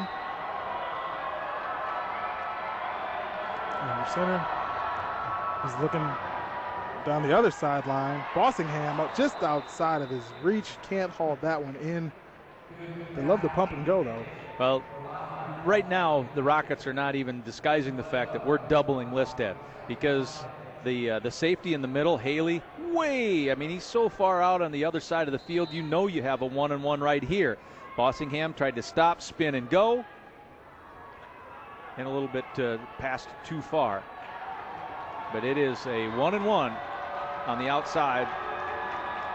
2nd and 10 from the 46. Another pass play. That one's incomplete, down low. Yeah, down low and behind. Which is probably for the best because if he put it in front, it might have been picked off. Incomplete pass. I'll set up 3rd and 10 for the Maroons. That pass kind of had a nose down look, like the ball just wanted to dive into that turf.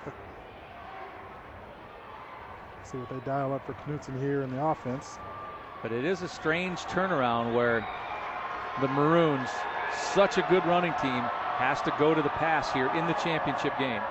And there's a draw play, and he is stuffed in the backfield. Big time tackle as the Rockets are getting in there. That looked like Chase Labrie, the linebacker, continuing to make plays. Yeah, Labrie, a little hesitation move, and he didn't hesitate at all. He saw his hole, he made his read, and got behind the line of scrimmage. That'll bring up a punt formation here for Divide County on 4th and 11. Low snap. Low kick. Goes out of bounds at about the 31, 32-yard line. Rockford Cheyenne will get the offense on the field. See if they can get some points on the board here in the second half.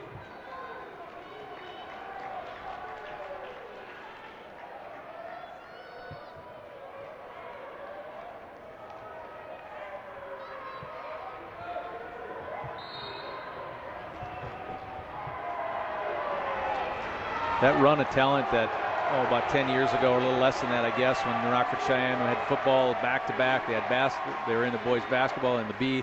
That was quite a run of athletes back then. It's quite a run here as Ethan Haley takes the ball up the middle for a first down, keeping it on the draw. Well, Knutson looks like he goes for the strip to try to rip the ball out of there, and doing so right here, it spins Haley, keeps his momentum, he steps through and picks up the first. Picked up another about 5 yards after that strip attempt to keep things moving.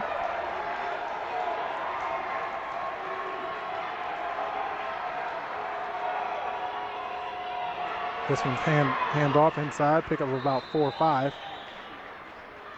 To create a nice second down. Matt Evans on the bottom of the pile there, number 75.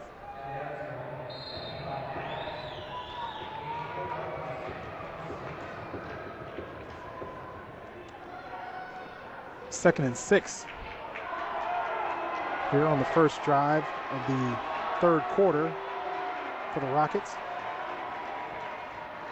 Low snap. Handed well, handed off inside. Edmondson dragging defenders, pushing the pile down near the 40 to about the 42-yard line. Tough run by Josh Edmondson. Well, you get 220 pounds going one way, and it's tough to try to take him off of that. There he runs right through Knutson. Knutson trying to dig again. There's Evans just holding on at this point, doing whatever you can to try and bring him down. All the help you can get. He's better than his 8-yard average on that particular play. Line up in the backfield. They're going to give it to him again. Can't break a tackle here. Dives forward for short yardage. Down about the 41-yard line. Knutson tripped him up. It's kind of what you got to do. A guy that big, you got to get him by the ankles, got to grab his legs and try to stop him that way, because if you go up high, he's probably going to run through you. Funny how averages work sometimes. 8.1 yards a carry is his season average. He's at 8.4. Just another day at the office. Yep. He's lined up in the backfield again. So if he gets his 8.4 yards here, then it would be a first down. Let's see. They're going to give him the opportunity, and he has a first down and a little bit more. Pushed out of bounds at the 26.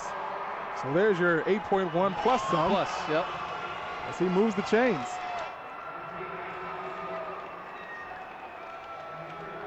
I really like what the offensive line has been able to do. They're getting some of those big guys and big bodies moved and turned. Like, moved maybe not, but you're getting turned. If you can turn shoulders along that defensive line, you can create some gaps and create some space, and that appears to be what the Rockets have been able to do so far in this second half. It's definitely worked well for them. Like I said, you don't have to push them too far. Just change their momentum a little bit, change their direction, and the run game continues to roll for New Rockford Sheyenne. Pick up about 4 there, down to the 21-yard line as Alex Perleyberg finally gets his hands on the ball again. Obenchain turns him back into the inside, and Eric Smone is there to help try to make that tackle.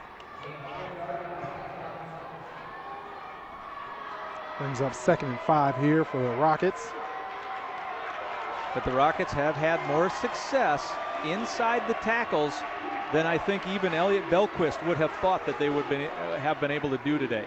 Agreed. Perleyberg goes in motion. Hand off to Edmondson. He falls forward. Just shy of the first down. There's the bus. They're feeding the bus. Feed the bus. Yeah, buddy. They've been feeding him the ball today. This is the 12th carry, isn't it? Yep. And they've been feeding him on this drive alone. That sets up 3rd and 3. Got to think that they're going to him again here. You're right. Yep, Edmondson up the middle. Pushed forward. That will be enough for a first down. Need a couple of yards. Get on the bus. I think Brady Thomas, among others, had a pretty good block. Farmers Union Insurance replay. Oof. That's just good movement right at the point of attack. And I mean, he is getting 8.1 yards a carry like we talked about, but the offensive line is opening up the holes for him to do so. Giving him tons of running room here. So he's in the backfield again. Actually, that's Perleyberg. Nope, sorry, that was Edmondson again. I mean, Coach Belquist is into the position now where it's like, hey, don't fool yourself. Yep. I mean, as long as this works and as long as it's going to work and your offensive line is getting a good push, Schuster, Lohman, Swenson, and others, but those are the main 3 on the inside. As long as they're doing that, let's just keep running it. Don't get cute. Feed the hot hand. Do what works. Feed the bus. There goes the bus again, up the middle. Into the end zone. Touchdown. Yep. Physical run there. And that was that whole drive pretty much was Josh Edmondson left, Josh Edmondson right, Josh Edmondson right up the middle. Right up the middle more often than not. As he takes this one in over the middle, over a couple of defenders. I mean, he's 5 yards away from the touchdown. He goes untouched for at least 3 of those 5 yards. And when you've got that mass moving, I mean, the Maroons don't have much of a chance right now to stop that. I mean, you need to stop it clean at the 2. You're not going to do it. It's a touchdown. Tough to stop. Here comes the 2-point conversion. They did. Don't get it, about a yard shy. Well, that's because on that particular instance, Divide County had that gap wasn't there. So Edmondson wasn't able to get that huge momentum up the middle like he did on the touchdown. So 2-point conversion fails. It makes it 22-20. Divide County still up. We'll be back with more from the third quarter after this.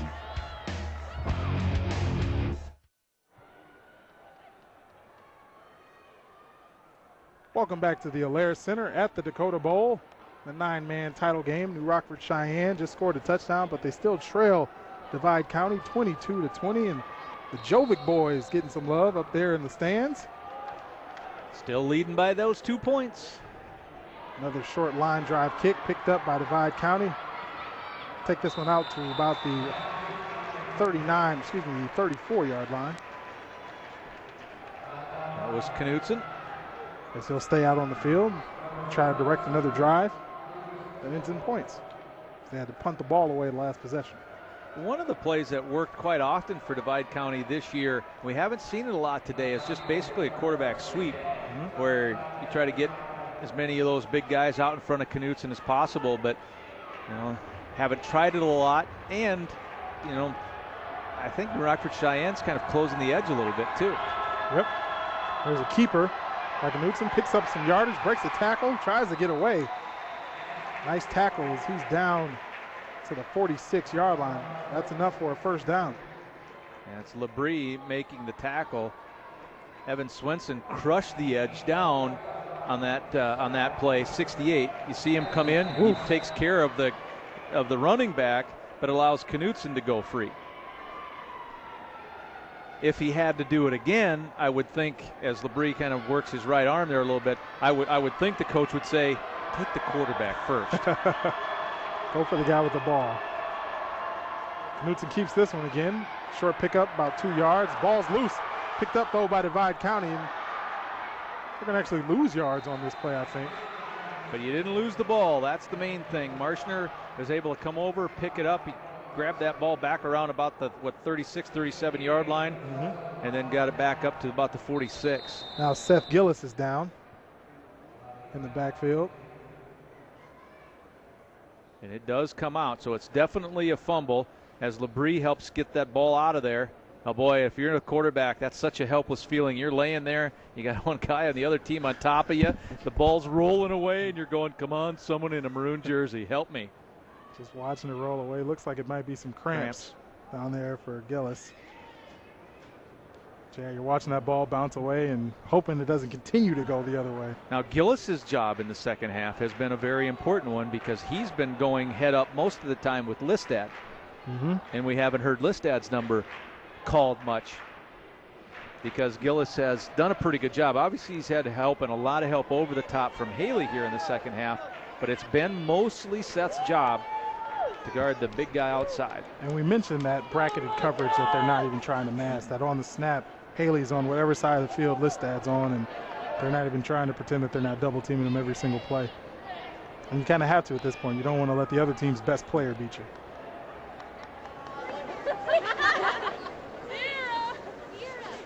This is our second of 4 Dakota Bowl championship games today.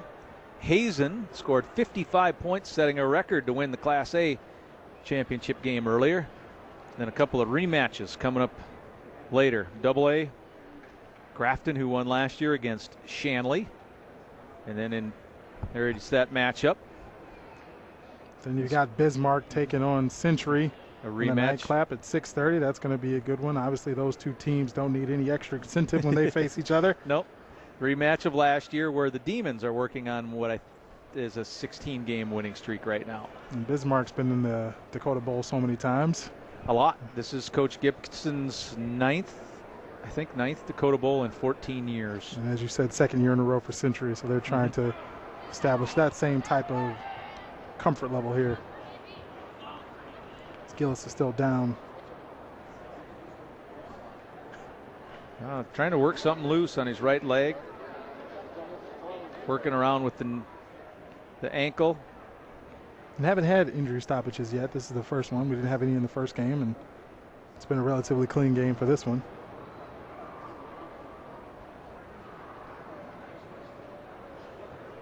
I don't know if he turned the ankle maybe a little bit back, because you remember the ball squirted free and Marshner picked it up, and that's about where Marshner did pick it up, but I don't remember seeing Gillis get twisted or anything like that. He's up. But he's walking like he got twisted more than a cramp. Okay. So, yeah, it did bend weird. His right knee kind of funny there. And so we were right. It was in the area of where the fumble was picked up. So, and you mentioned how big he's been in the secondary going up against Listad. Hopefully he can come back. Well, and that's a decision now that the Rocket coaches have to make. Who are we going to send number 23's way? And now you got to see if the Maroons go, okay, you got a new guy out there, go straight at the new player.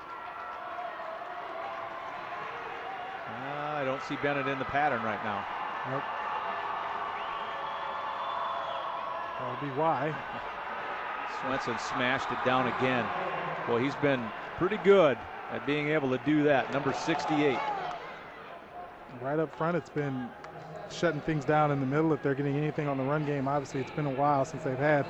You mentioned other than that 95-yard run, they haven't been able to run the ball very well. That is a great effort.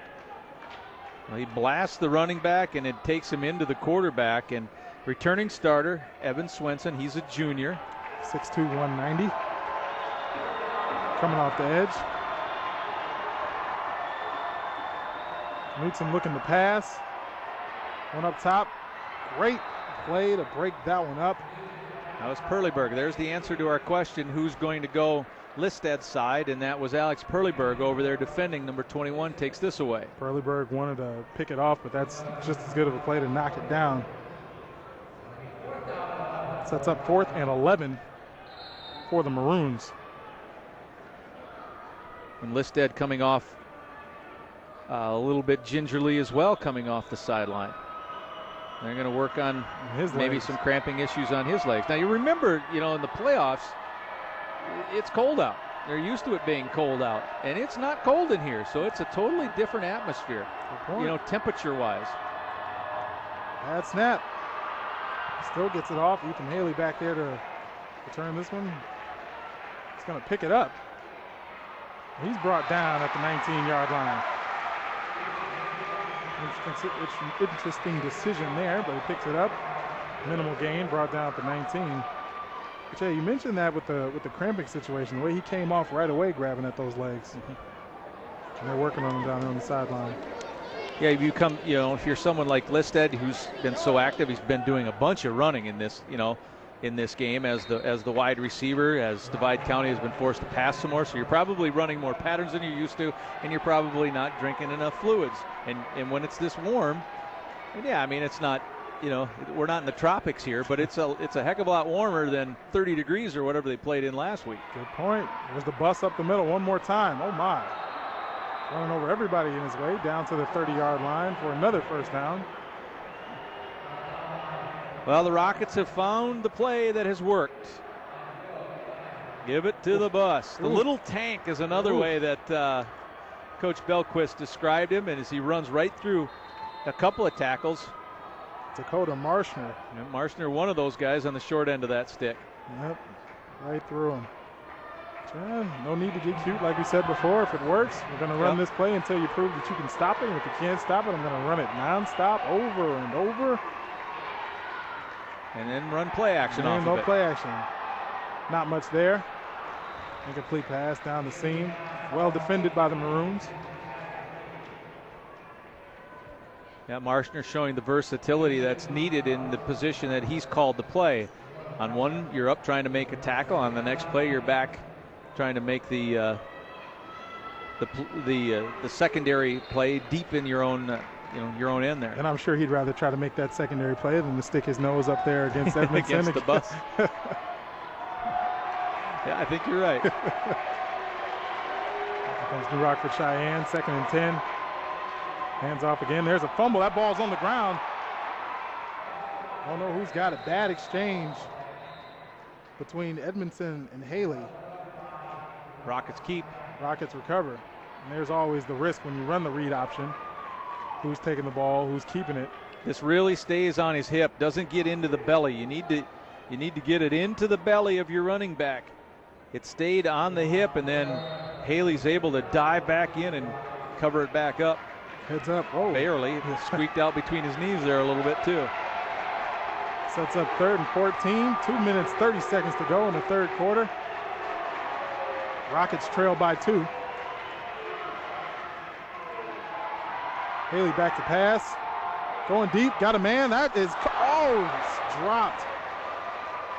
That ball is dropped, and Hurleyberg is going to be kicking himself for that one because he had that ball and couldn't hold on to it. He was able to.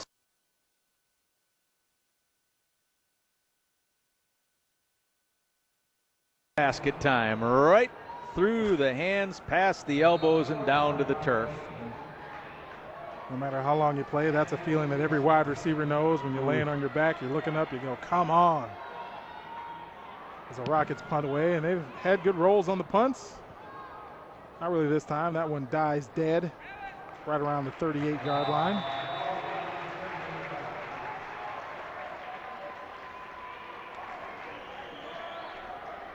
The Maroons will take over in their own territory. But it's, you talk to coaches and that type of thing, and you get a sense or a feel for what you think may happen in this game.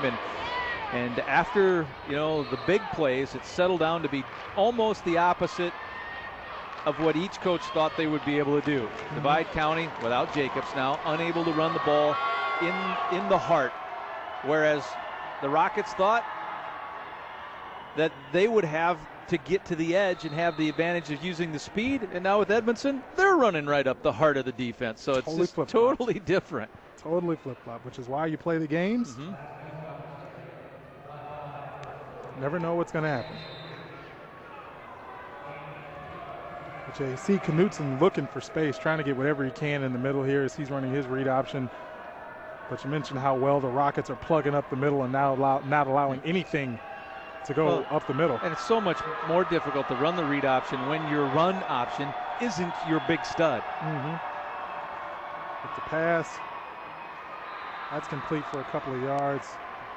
Nice tackle. Seth Gillis is back from the leg injury. Yeah, Bossingham with the little stop and the catch to make it 3rd. And you get it a little bit more manageable. Slings it out there. Looks to be about 3rd and 5.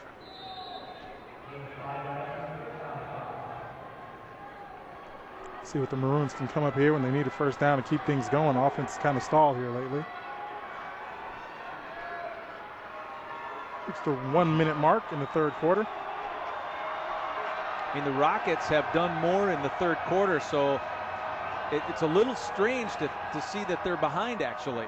Play action. Knutson looking to pass. Going deep. Overthrows his intended receiver.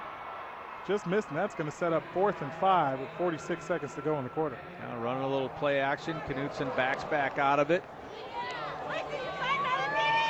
And he thought the route was a little deeper than it actually was, so you overshoot the receiver.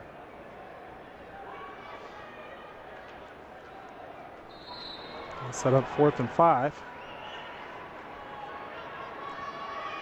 And it looks like they're going to punt it away. Ethan Haley back to return.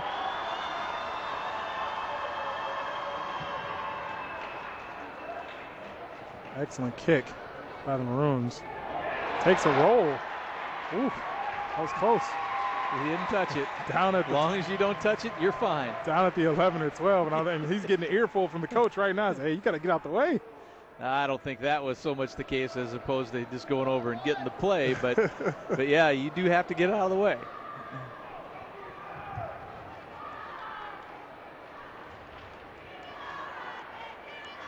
Sets up 1st and 10. New Rockford Sheyenne takes over in their own territory at the 12-yard line. Got a feeling what they're going to run. It's been pretty basic here in the second half. Pretty much since the second quarter, just running the bus right up the middle. Josh Edmondson. This is out of the eye, though. A little different look. Yep. And there's a pitch. Edmondson, the lead blocker on that one. Look at Perleyberg breaking away. He's going to go. There are no flags on the play as he takes it all the way for the touchdown. How about that? You talk about something different. They go out of the eye, run the toss. They use Edmondson as the lead blocker. Perleyberg does the rest. I think this one's an 88-yarder. The pitch back and a really good lead block. There you go. You see one of the Maroons tip over, and Perleyberg is off to the races. He had a kickoff return, so we know he's got the speed in the open field, and there he goes. So that's the second play today from scrimmage that would have broke the old longest play in Dakota Bowl history record. Again, our apologies to the Killison family. It's just both in this game too. It's just not your day today. So that puts them on top, 26-22 now as they get ready to go for 2. The Rockets take the lead here in the third quarter. Well, we'll see what they officially give it to them, but I think it was 88 yards. Yep, it was from the 12. Hands off, stiff arm. Nice tackle though. And they'll stay around. As with 20 seconds to go in the third quarter, New Rockford Sheyenne takes the 26-22 lead.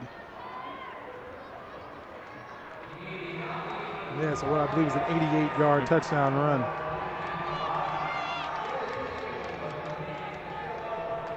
And for the first time today, the Rockets have the lead. Right? Because we were tied. Yep. After 14. Yep, New Rockford, or Divide County took the lead first and it was tied. Then you're right, then they took the lead. So that is an 88-yard touchdown. 88-yard drive. That is efficient. That's all you got to do. 15 seconds to run 82 yards. Or 88 yards, excuse me.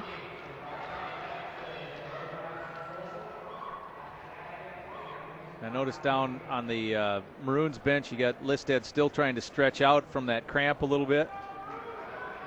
That'd be tough. You'd have to believe for the Maroons to overcome if he can't get back in there. We've already lost Isaac Jacobs.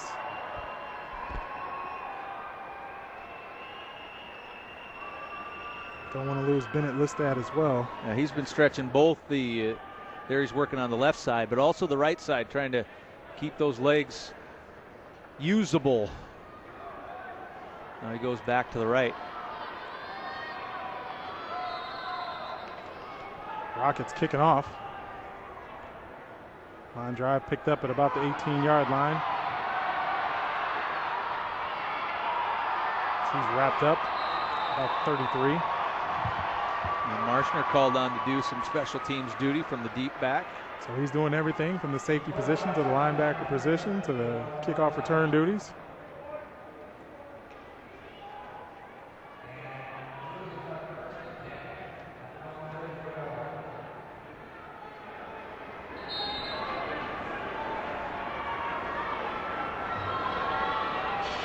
Yeah, and Listad's not in there, so Knutsen's running out of weapons. You never know. Maybe they'll use a crosshouse again up the middle. Nice run there. Yeah, there's Knutsen with a quarterback keep, just going off his left side, trying to follow Jacobson and Evans on that left side, and he did. And Perleyberg's a little shaken up. He's slow to get up.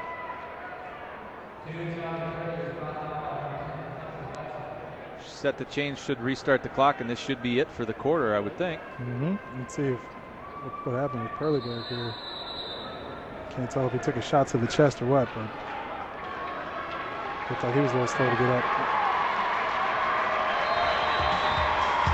And that will do it for the third quarter. After 3, the Rockets take the lead. They're now up 26-22. We'll have the fourth quarter when we come back.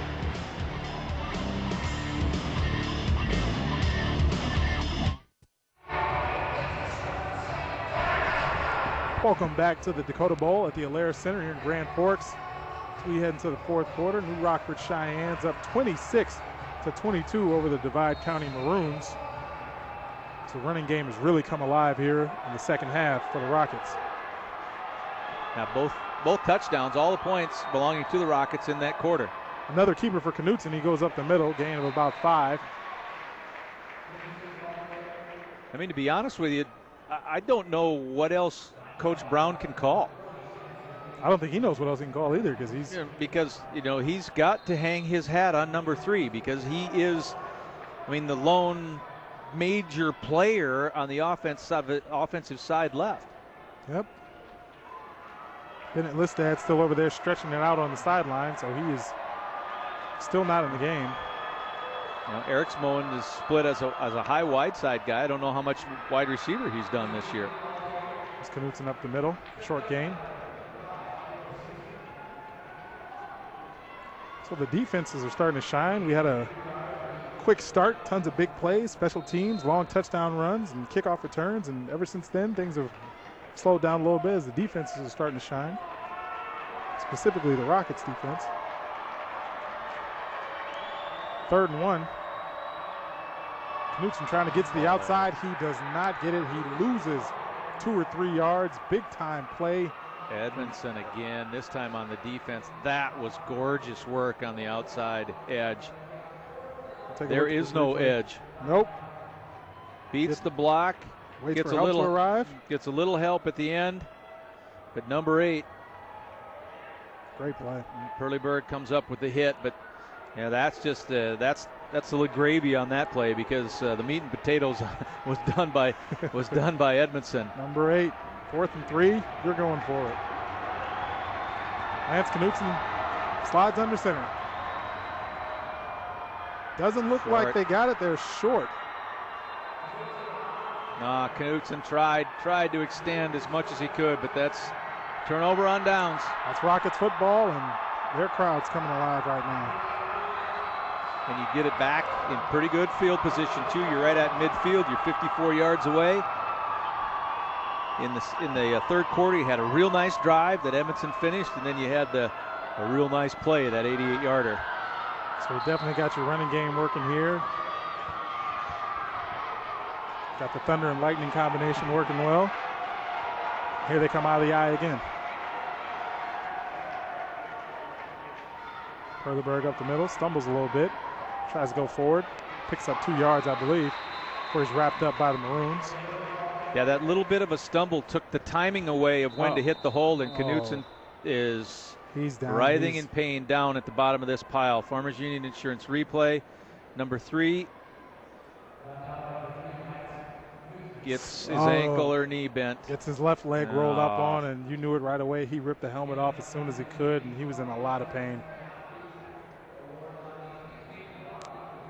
Lance is, there's no high school hockey up in Crosby, obviously just school size and all that stuff, but he plays club hockey, and he, as a goalie, won the state club championship last year. So he would be, in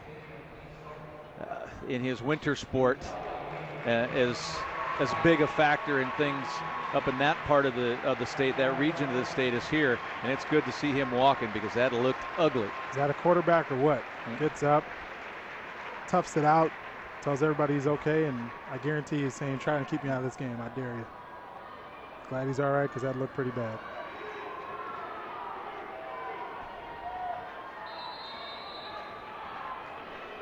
Second and 8 now.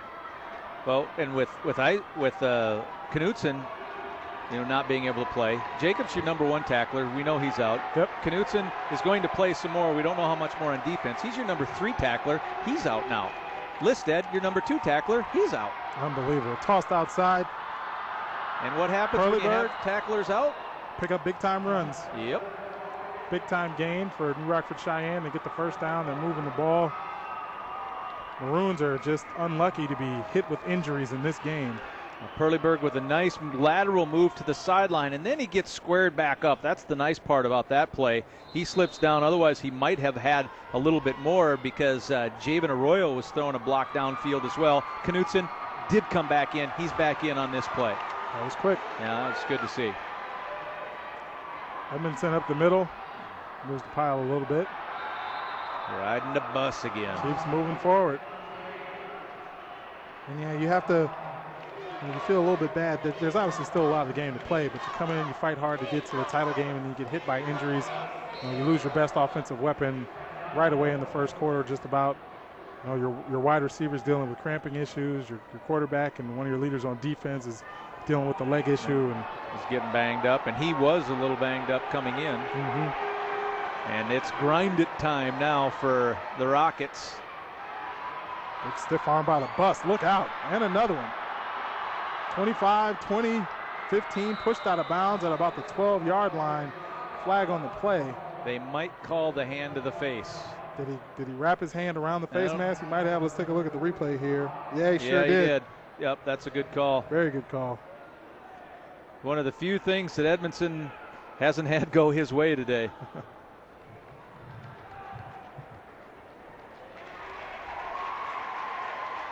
Yeah, the head, the chin, everything jerks down.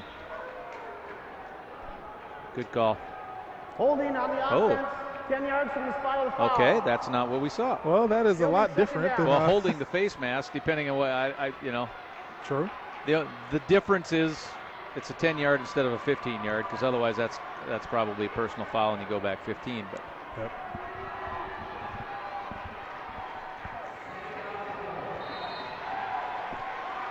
So 2nd and 4. Rockets trying to kill as much clock as they can, possibly get another touchdown here, hopefully trying to put this one away. Moon's looking to make a stop. There's Edmondson again, this time down the left sideline, stays in bounds, keeps his feet inside the 20. Down to about the 18-yard line. Boy, the offensive line again. Swenson. I think Arroyo is lined up on this left side. And Edmondson, again, look at how far he goes downfield. There's the block by Swenson. Yeah, Swenson. And there's two, Arroyo. Those are the two guys I mentioned. So those are the two blocks that helps get number 8 that many yards. I mean, he ran a long way before there was anyone in contact. Yep. That starts up front, and they've been in the groove, I think, since the second quarter. The offensive line has. You mentioned them turning around people, maybe not necessarily flattening them, but getting in the way. Perleberg to the left side. He's down. Short game. Ethan Field is able to make that play, played off that block that time.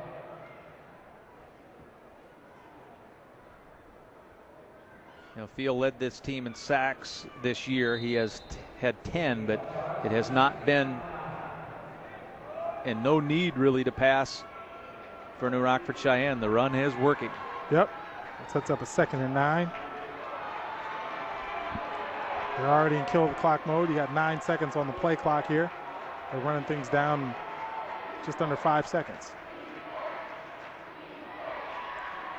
Great play by the Maroons defense. Well, that's what you need. You need two guys there at the same time. Crocious, number 72. It's either Matt Evans or Tyler Harward. I think it's Matt Evans in there as well. Okay. Yeah, you're right. The defensive line has to stop that in the middle, and as long as they keep doing that, they're making plays, because now you've set up 3rd and 9. Marshall 3rd and 8. Also in on that tackle. Yep. So she's going to run it again. We'll see. It's 3rd and 8. Back to pass. Tried to work off the play action. Did not work. Obenchain was able to take Haley off of the pass route because of the nice rush. Here's Haley's trying to set up, look back. Obenchain's right there. And now he just tries to get whatever he can, and it's a loss on the play. Setting up 4th and 11, as you mentioned. Not really in field goal range. No kickers in 9-man, so of course they're going for it. Sometimes I think all football would be better off without kickers, but that's another story. Now Belquist will take the timeout to talk things over. And we're going to take a quick timeout here while they take a timeout. 6 minutes left in the 4th quarter. Rockets up 26-22. We'll have more in the 4th after this.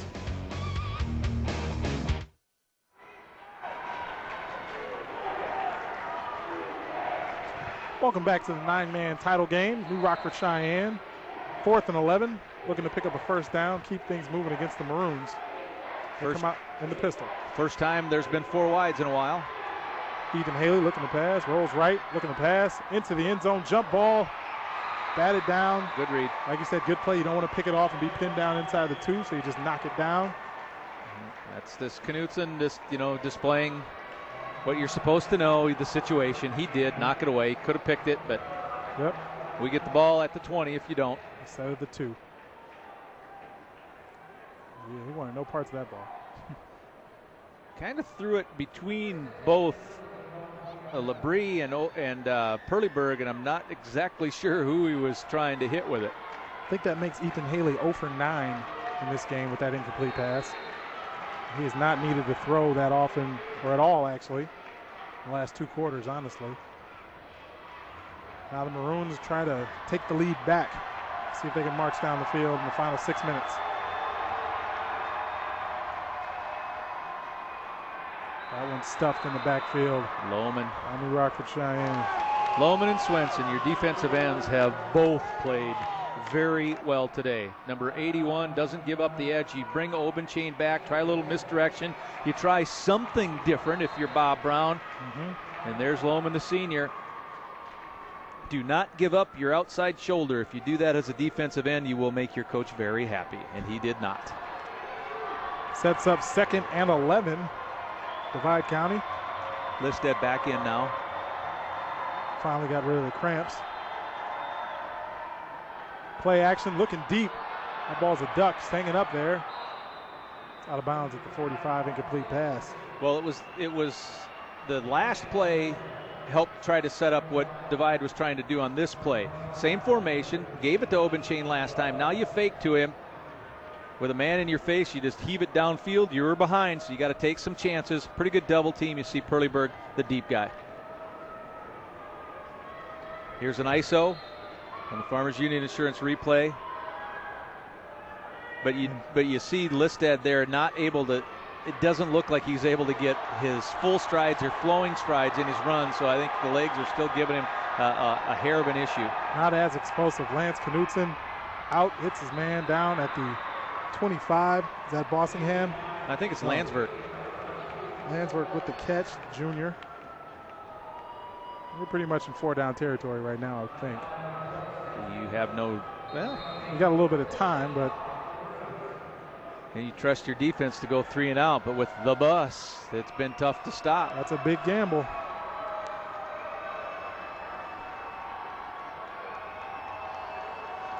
Ethan Haley back to receive the kick.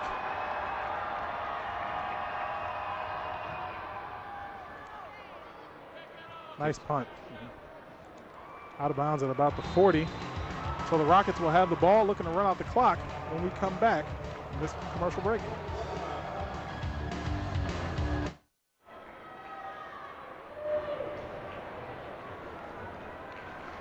So New Rockford Sheyenne takes over on their own 41-yard line, hoping to pick up maybe 4 first downs. Looking for some first downs. That's if you're the team in the white, and you punt the ball because you're trusting your defense to get it back for you if you're the team in the maroon. The Maroons have all 3 timeouts. Is here. They get the stop. Pick up about 2. Yeah, you don't worry about timeouts at this stage of it. Nope, not yet. If you can get a 3 and out right here, you can keep all 3 of your timeouts for offense.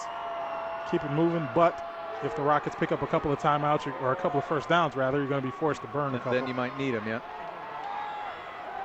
2nd and 9. Ethan Haley, in the pistol. Hands off to the bus. Dragging defenders. One of the major factors throughout the course of the year that Divide County has almost always had on its side is time of possession. And in this game, New Rockford Sheyenne has taken that away and forcing you to play so many more snaps on defense. So that's a nice little feather for the Rockets to be able to do to a team that its opponents know all too well what that feels like. 3rd and 5, big time defensive stop here needed for the Maroons to get the ball back. pitch outside. Whirlyberg is dragged down. He'll be shy of the first down. That's going to make it 4th down and short. Ethan Field is the guy to look for. Number 54 plays off the block, gets into the legs of the running back, and then makes it that 4th down. Big time stop. 4th and 5. Looks like they'll be kicking it away. Is that Lindstedt back to return? Yes. If I'm the Rockford Cheyenne, I wouldn't be worried about 5 yards here. I'd maybe even take as maximum seconds as possible. Ooh, nice. Whoa, amazing punt. Deep, Nice. and it's going to die inside the 10, roll down to the 4-yard line. Sweet punt. Amazing kick. That has been the usual for the punting game for the Rockets today. They've had great punts, great rolls. They've been getting those all game, as it's going to be tough. The Maroons are going to have to go about 95, 94, or 96 yards rather, to get a score in the next 2 minutes and 24 seconds if they hope to stay undefeated this year. Boy, if you're the coaching staff for Divide, though, you punt you elect to punt the ball away. You trust your defense to get the 3 and out. You got the 3 and out, and then you have that thrown right back on top of you. Unbelievable. Unbelievable. But here we go. 1st and 10. I'm inside their own 5. Listad split way to the left. Lance Knutson looking to pass. He's going deep. Overthrown. It just doesn't appear that Listed's able to have that second gear that he needs to catch up with those balls. Nope. Missed so much time. Like you said, he's stretching, trying to get his legs back. Don't think they're all the way back right now.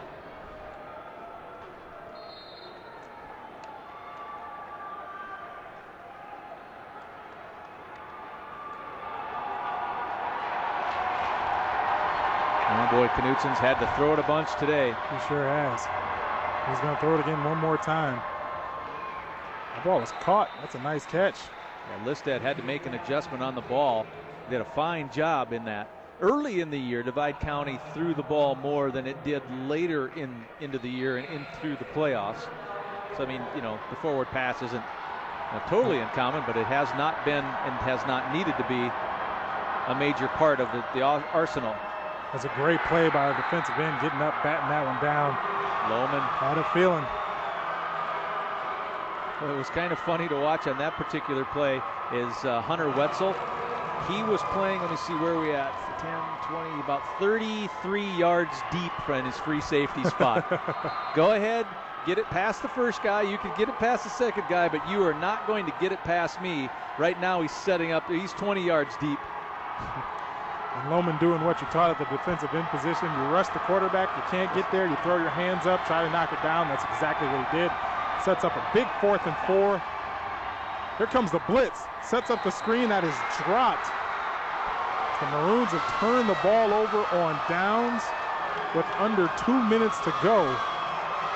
That'll be 1st and 10 Rockets at their own 10-yard line. That was a play that worked earlier in the game, so they go back to it, the little inside screen. But if you don't have the pass completion, you don't have a chance to pick up the first down.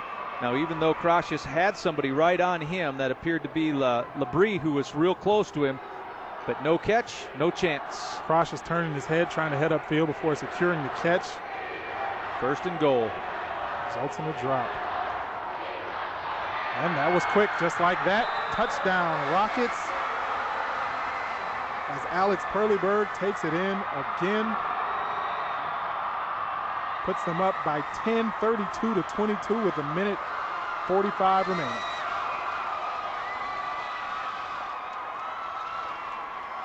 Obenchain is screened off the play, and then there was not enough inside pursuit. Last 2 touchdowns, Perlyberg, one from 88 and this one from 10. Comes a 2-point conversion. Perlyberg in motion. Jump pass. Caught. 2-point conversion's good. 12-point game now, 34-22. And the mountain just got a lot taller to climb if you're the Maroons.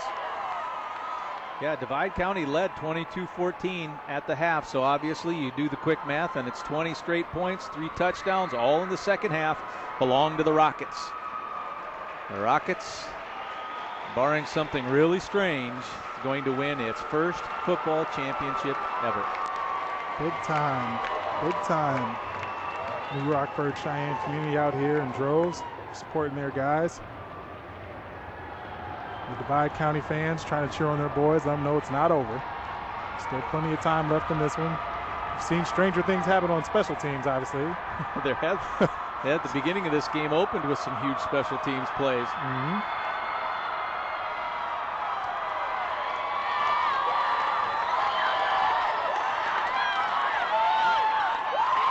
Lance Knutson back there to return for the Maroons.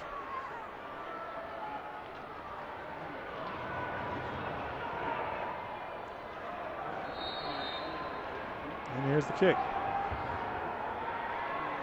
Another deep one. Got to get to it. That's a live ball. Picks it up at the 5. He'll go out of bounds at the 9-yard line.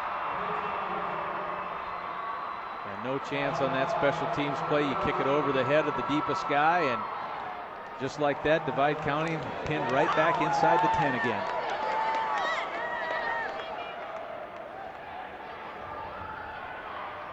Now I wonder if Wetzel's going to set up even deeper than his 25 to 35 yards. He's going to go stand back here by the back judge.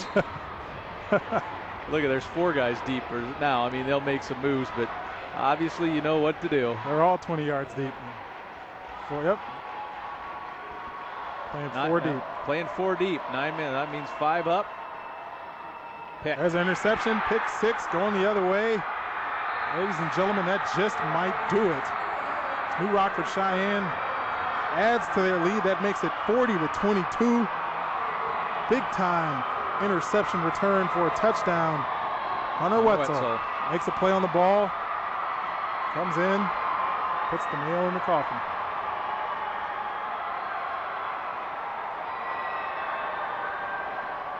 The pick 6 for Wetzel. He was the guy we were talking about playing deep safety.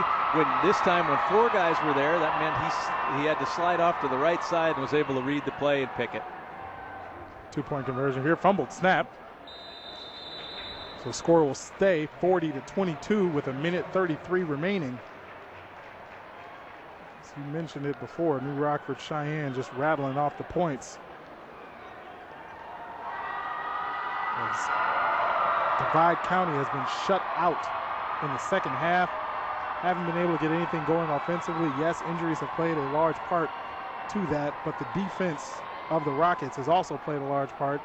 Specifically on the defensive line, they've been getting great rush from the edge, push up the middle. Yep, the push coming from Schuster, the 155-pound nose guard, did a good job inside, but I really like the way that Swenson and Lohman have played, controlling the edge more or less today from their defensive end positions.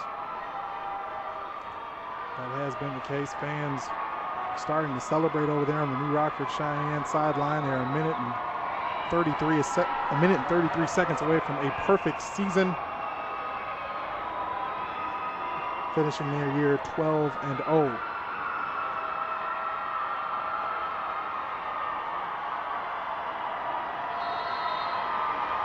There's the kickoff of the line drive.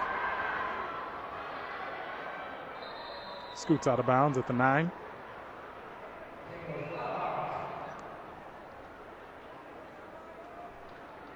Maroons will come up to the 35, and you just, as an athlete, you just feel so bad if you're out there now, knowing that, last time I checked, there were no 18-point touchdowns. Yep.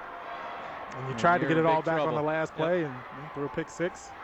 Can't force it here, so can't exactly take your time either. You're in a rough spot. If you're on the sideline, you don't want to believe that it's over. You want to keep fighting, but like you said, you look up at the scoreboard and you go, we don't got a lot of time right now. Same thing, 2 ends, 3 linebackers, 4 DBs. And just run it up the middle. Yep. Knowing, of course, there are no 18-point touchdowns. Keep the clock moving. And afterwards, if you're Divide County, you go over and you congratulate the team who who really outplayed you in that second half. First half, back and forth. It was a great match between two teams. The second half, the Rockford Sheyenne defense just took over a little bit. Nice catch. Bennett Listad picks up the first down. And Listad still getting up. It's been a gutty effort, and he's still coming and staying in the game and coming to his wide out position, but you can tell he's not 100%. Now one of those linebackers sneaks up to about 2 yards in front of the center just to take away that quarterback sneak. First down by Dakota Marshner. Nice run up the middle. Moves the chains. Clock's running though. Down to 35 seconds now. Knutson looking to pass. The ball is tipped. It is incomplete. Stops the clock. 26 seconds to go. I know they don't necessarily keep football stats like this, but second half, 4-0. And if the category's touchdowns, that's what we're talking about. So the Rockets with 4, and the Maroons shut out. So Divide County will suffer just its second loss in the last 2 years. Marshall, another nice run here, down to a 35. Yeah, you're referring to that semifinal one with North Star last year. Mm-hmm. And now you make it one step further to the Dakota Bowl, but finish as a state runner-up.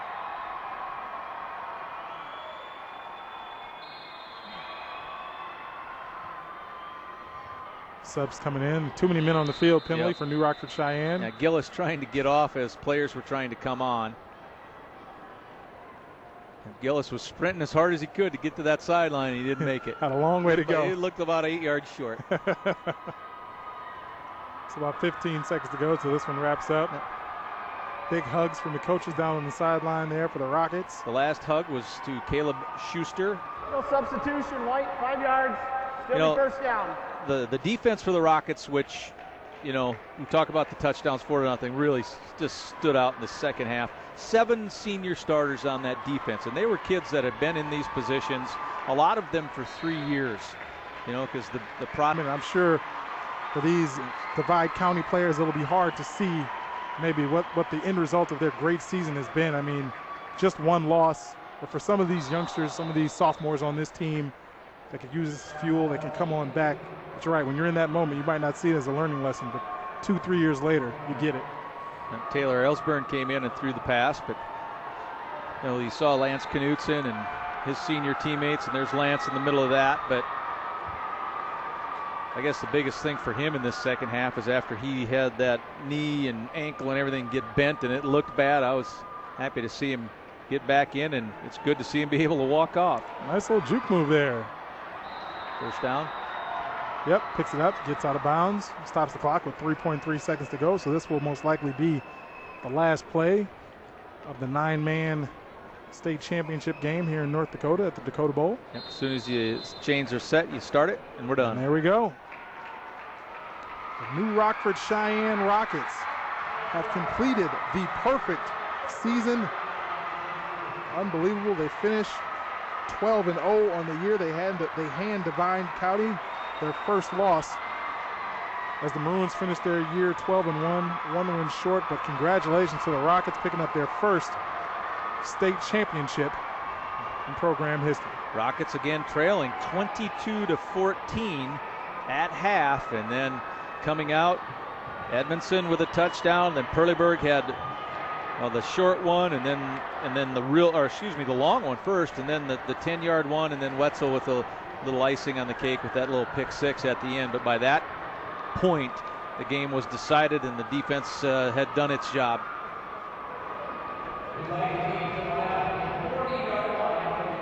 So great season. As I said last game, great sportsmanship by the two teams after a hard-fought battle. Everybody's in line, shaking hands, saying good game.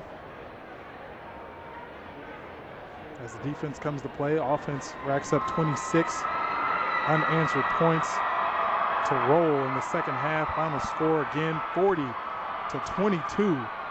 New Rockford Cheyenne Rockets are going to go home happy with the big-time win. Now we've got some medals to give away. Right now we're going to go down to Scott Westerberg. Scott, one of the better players from today's game. Scott? Yeah, one of the big ones, Alex Perleyberg, senior. A perfect record. You guys just set school history with the first title. How does it sound? Oh, it sounds awesome. I don't know. It's high school dream come true. Couldn't do it. Couldn't ask for any better dream. You guys just really seem to get it going between you and the bus. Everyone is chanting for the bus. He just had a great game, didn't he? Yeah, he's a load. It takes a lot of people to bring him down. He's an awesome athlete, and hats off to him. Well, you guys beat a team that was big up front. They were physical. They had a lot of talent. How did you guys put up such a great number, 40 points today? Teamwork.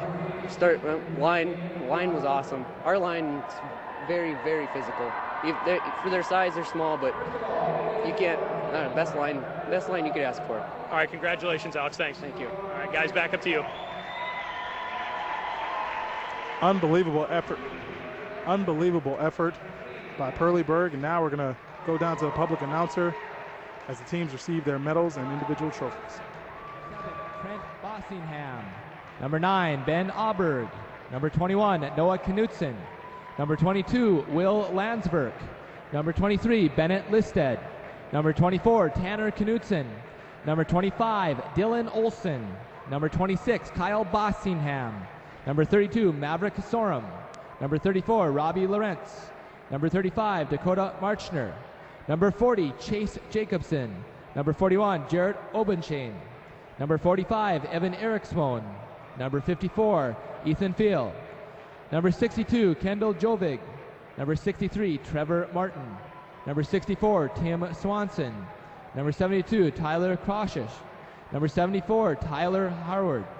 Number 75, Matt Evans. Number 78, Travis Bindi. Number 82, Jamie Bowen. Number 84, Josh Williams.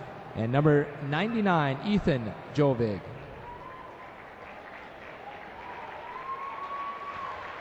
Cheerleaders: Amber Mason, Vange Fredrickson, Kate Wiggert, Allison Wiggert, Ellie Swanson, Madison Vignes, and Brittany McKenney. Student managers: Lexi Unjum, Tierney Johnson, Sierra Sorum, and Billy Winfelder. Assistant coaches for Divide County: Dan Sebastian and Ian Olson. And the co-head coaches for Divide County: Bob Brown and Nate Nelson.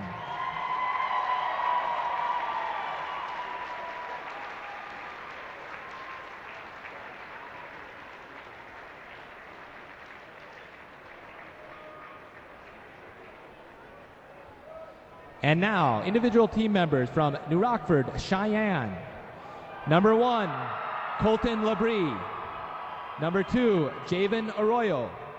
Number 4, Seth Gillis. Number 7, Ethan Haley. Number 8, Josh Edmondson. Number 10, Hunter Wetzel. Number 11, Isaiah Nikolai. Number 12, Caleb Haley. Number 13, Ben McKay. Number 17, Brady Thomas. Number 21, Alex Perleyberg. Number 24, Tarek Pfeiffer. Number 25, Eric Anderson. Number 28, Brayton Meehan. Number 35, Caleb Schuster. Number 40, Chance Labrie. Number 42, Lucas Rosovi. Number 44, Resh Arroyo. Number 68, Evan Swenson. Number 74, Dakota Rosovi. Number 75, Nikolai Thompson. Number 76, Luis Sombra. Number 79, Brian Kavanaugh. Number 81, Jacob Lohman. And number 87, Eric Johnston.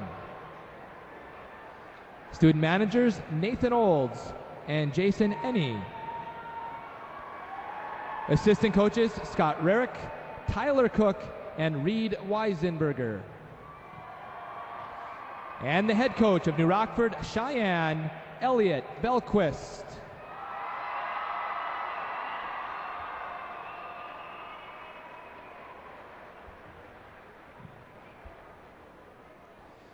Each year, the North Dakota High School football coaches vote for the outstanding coach in each division. This award is sponsored by the North Dakota High School Coaches Association. On hand to present the award is Bob Zimney of Grand Forks Red River. The 2012 nine-man Coach of the Year is Elliot Belquist from New Rockford, Sheyenne.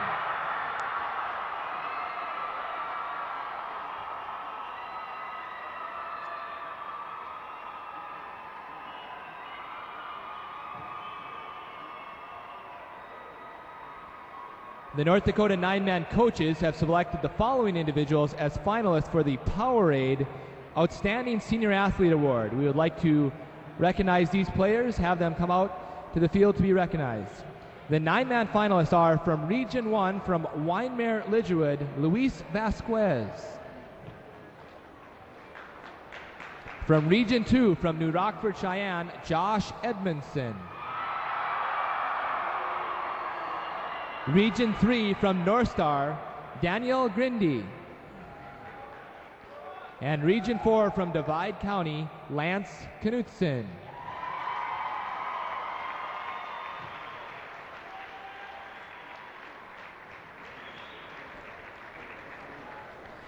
And the 2012 nine-man Powerade Outstanding Senior Athlete is Luis Vasquez from Winemere-Lidgerwood.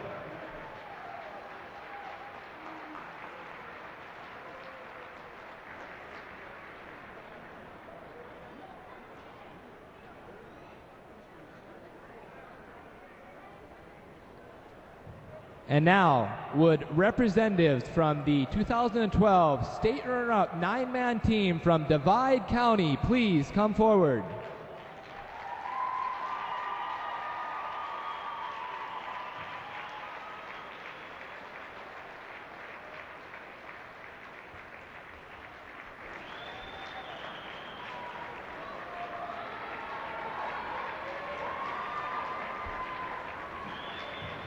And your 2012 Dakota Bowl nine-man state champions, New Rockford, Sheyenne.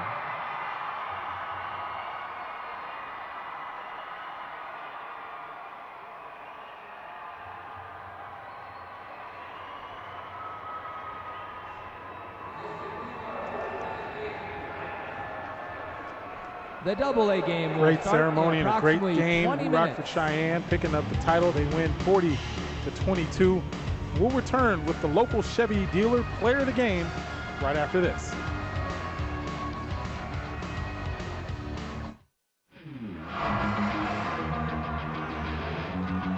Well, I'm pretty sure you can also guess the local Chevy dealer player of the game today. It's going to be running back Josh Edmondson, 22 carries, 179 yards, 8.1 yards a carry, and he had 2 touchdowns as well today. There he's stretching across. He had 109 yards in that second half, and he did it, by his averages. There was no big play in there for Josh. His long run was 25, and he was averaging 8. So that's pretty good effectiveness. Josh Edmondson just kind of bowled over Divide County in that second half. And he was exactly what the team needed. He was the grind-out running back, kill some time off the clock, deliver a punishing blow to the defense, and that's exactly what he was able to do today. Yeah, Josh ran for 525 yards on the season before today. Then he got 179. Well, he came up big when his team needed him the most, that's for sure. Coming up next, 2A title game. Shanley Deacons and the Grafton Spoilers in the rematch. We'll have that one, but first, I'll take a break.